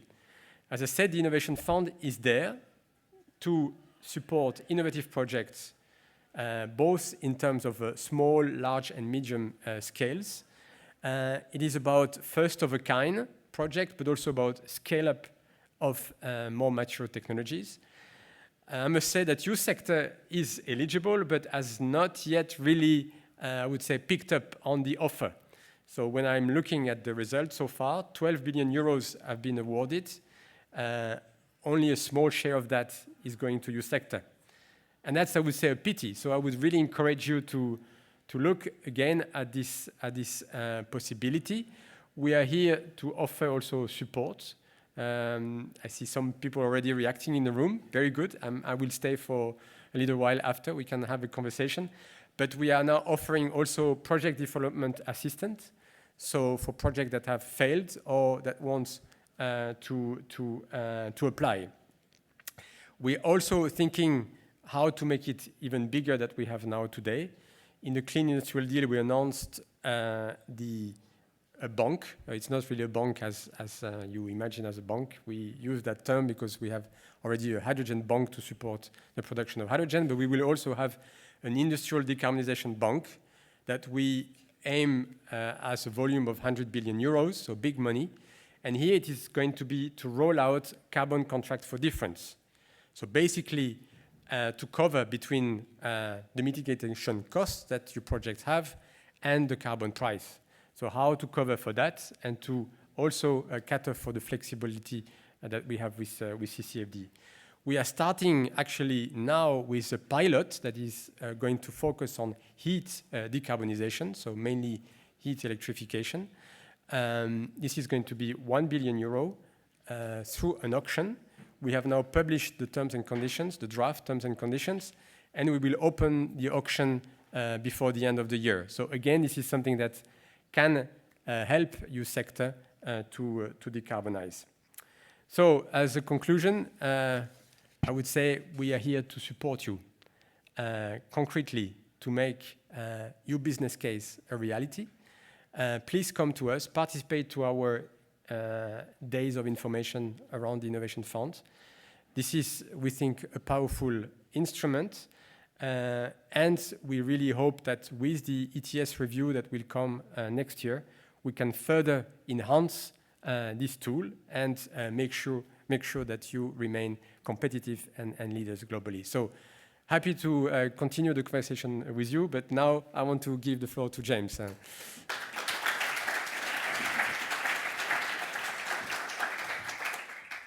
And so to you, audience, we are coming to the end of today's show. And it's been a really great show, I must say that. And I think, Alexandre, don't worry. You haven't let any cats out of the bag. I think we all know what we're getting next week for the 2040 targets. I want to say we started this afternoon with two particular heavyweight speeches, but they touched on the importance of how our sector is perceived by policymakers, but also the actual state of our sector. And I think in the non-ferrous metals sector, we are one with so much potential and yet face so many challenges. It was also good to hear MEP Nicolas Gonzalez Cazares also saying how willing he is to help us and support. So we must take that away. There is a great deal of positivity towards our sector. In the first panel, we did indeed discuss, as you all know, the energy prices that we face today, and we cannot get away from the fact in the short term we do need that indeed that state aid to support us. I think that there isn't going to be an easy, quick solution on state aid. We know CSAF has come out today. We know that it's not perfect. However, it is a start, and it is something for us to work with, and I think that we have to make sure that we continue to engage with the policymakers to make sure that we are able to get more and better funding for what we need. In the midterm, we also recognize the importance of flexibility that was touched on. Of course, that's very relevant for zinc. It's much more difficult for the must-run baseload other metals that we represent, and I think that's where we do have to look at how we are going to be able to make sure that we get the prices that we see that renewables can produce at really being reflected in the electricity price, given that we are at 58% electrification, not 56, as Frauke said on the panel. But that's okay. We'll take it. We'll take it. On the second panel, where we're looking at the circular economy, I think what I was really touched by is how everybody on the panel is committed to how we do the recycling better. That is important. It's also great to know that we're going to have digitalized systems coming in the Waste Framework Directive. That's going to make a huge difference because Vincenzo makes the joke about blue or black ink, but that's a real thing. Some authorities will ask for blue ink, and if you don't fill the forms in blue ink, forget about getting across the border. This is nonsense in the 21st century. From my point of view, nobody can understand why we still have that and it's taken so long to get there, but it's coming, and that is good news, and I don't think we should give that one up too lightly. In the final panel, it was great. A very good discussion overall. In a way, it was kind of a summary of what's already been discussed. But I did take away the points that we do have to look. If we want a European economy that's built on metals, we need metals here. If we're going to have metals here, we have to have the right kind of system in place to encourage people to buy European metals. We can call it local content, we can call it buy European, whatever it is. We have to make sure that that exists, but in the right way that supports our industry. I also took great notes, actually, from what Macarena said, and it's sometimes forgotten. In Europe, we've made a huge effort to deliver on decarbonisation. We really have gone a great way compared to other parts of the world, and we shouldn't be too hard on ourselves. We're doing the best that we absolutely can. And now, under the new agenda of this Commission, that rebalancing she was talking about, where about 16% of the economy is based on manufacturing, we need to push that back up towards 20%. Indeed, that's what this competitiveness agenda has to achieve. And Alexander, thanks for coming up at the end and explaining that indeed, of course we know things like the Innovation Fund, of course we're well aware of it, and perhaps we don't use these things as much as we can, but you also know that we need to have a much more, and I'm going to use the word, simplified approach to how we actually apply to things so that Bart and other CEOs don't have to employ 30 people to try and work out how to actually apply for funds from the European Commission. I totally understand the need to make sure that there can't be corruption, but in the end, we need to make it accessible for industry. If we do that, we can succeed. I do believe very strongly that we are standing today at a point where there's great opportunity for our sector in Europe, and I do think that with the right policy framework and the right kind of approach, we will see a very strong non-ferrous metals sector growing in Europe. We know what we need to do. The European Commission know what we need to do. The policymakers know what we need to do in the European Parliament. I think if we work together, we have a good chance of achieving a much better situation than we face today.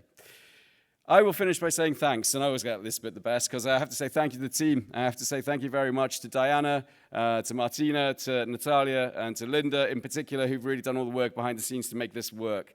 Huge thanks to them. Huge thanks to the sponsors once again, because again, this doesn't come for free. We have to rent spaces. So we really appreciate the sponsors for coming.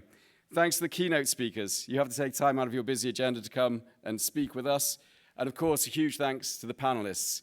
My final thanks goes to Sasha, because she does another great job, and I'm really happy that we continue to work together with you. And I already received WhatsApp saying you're great, Sasha, so that's good.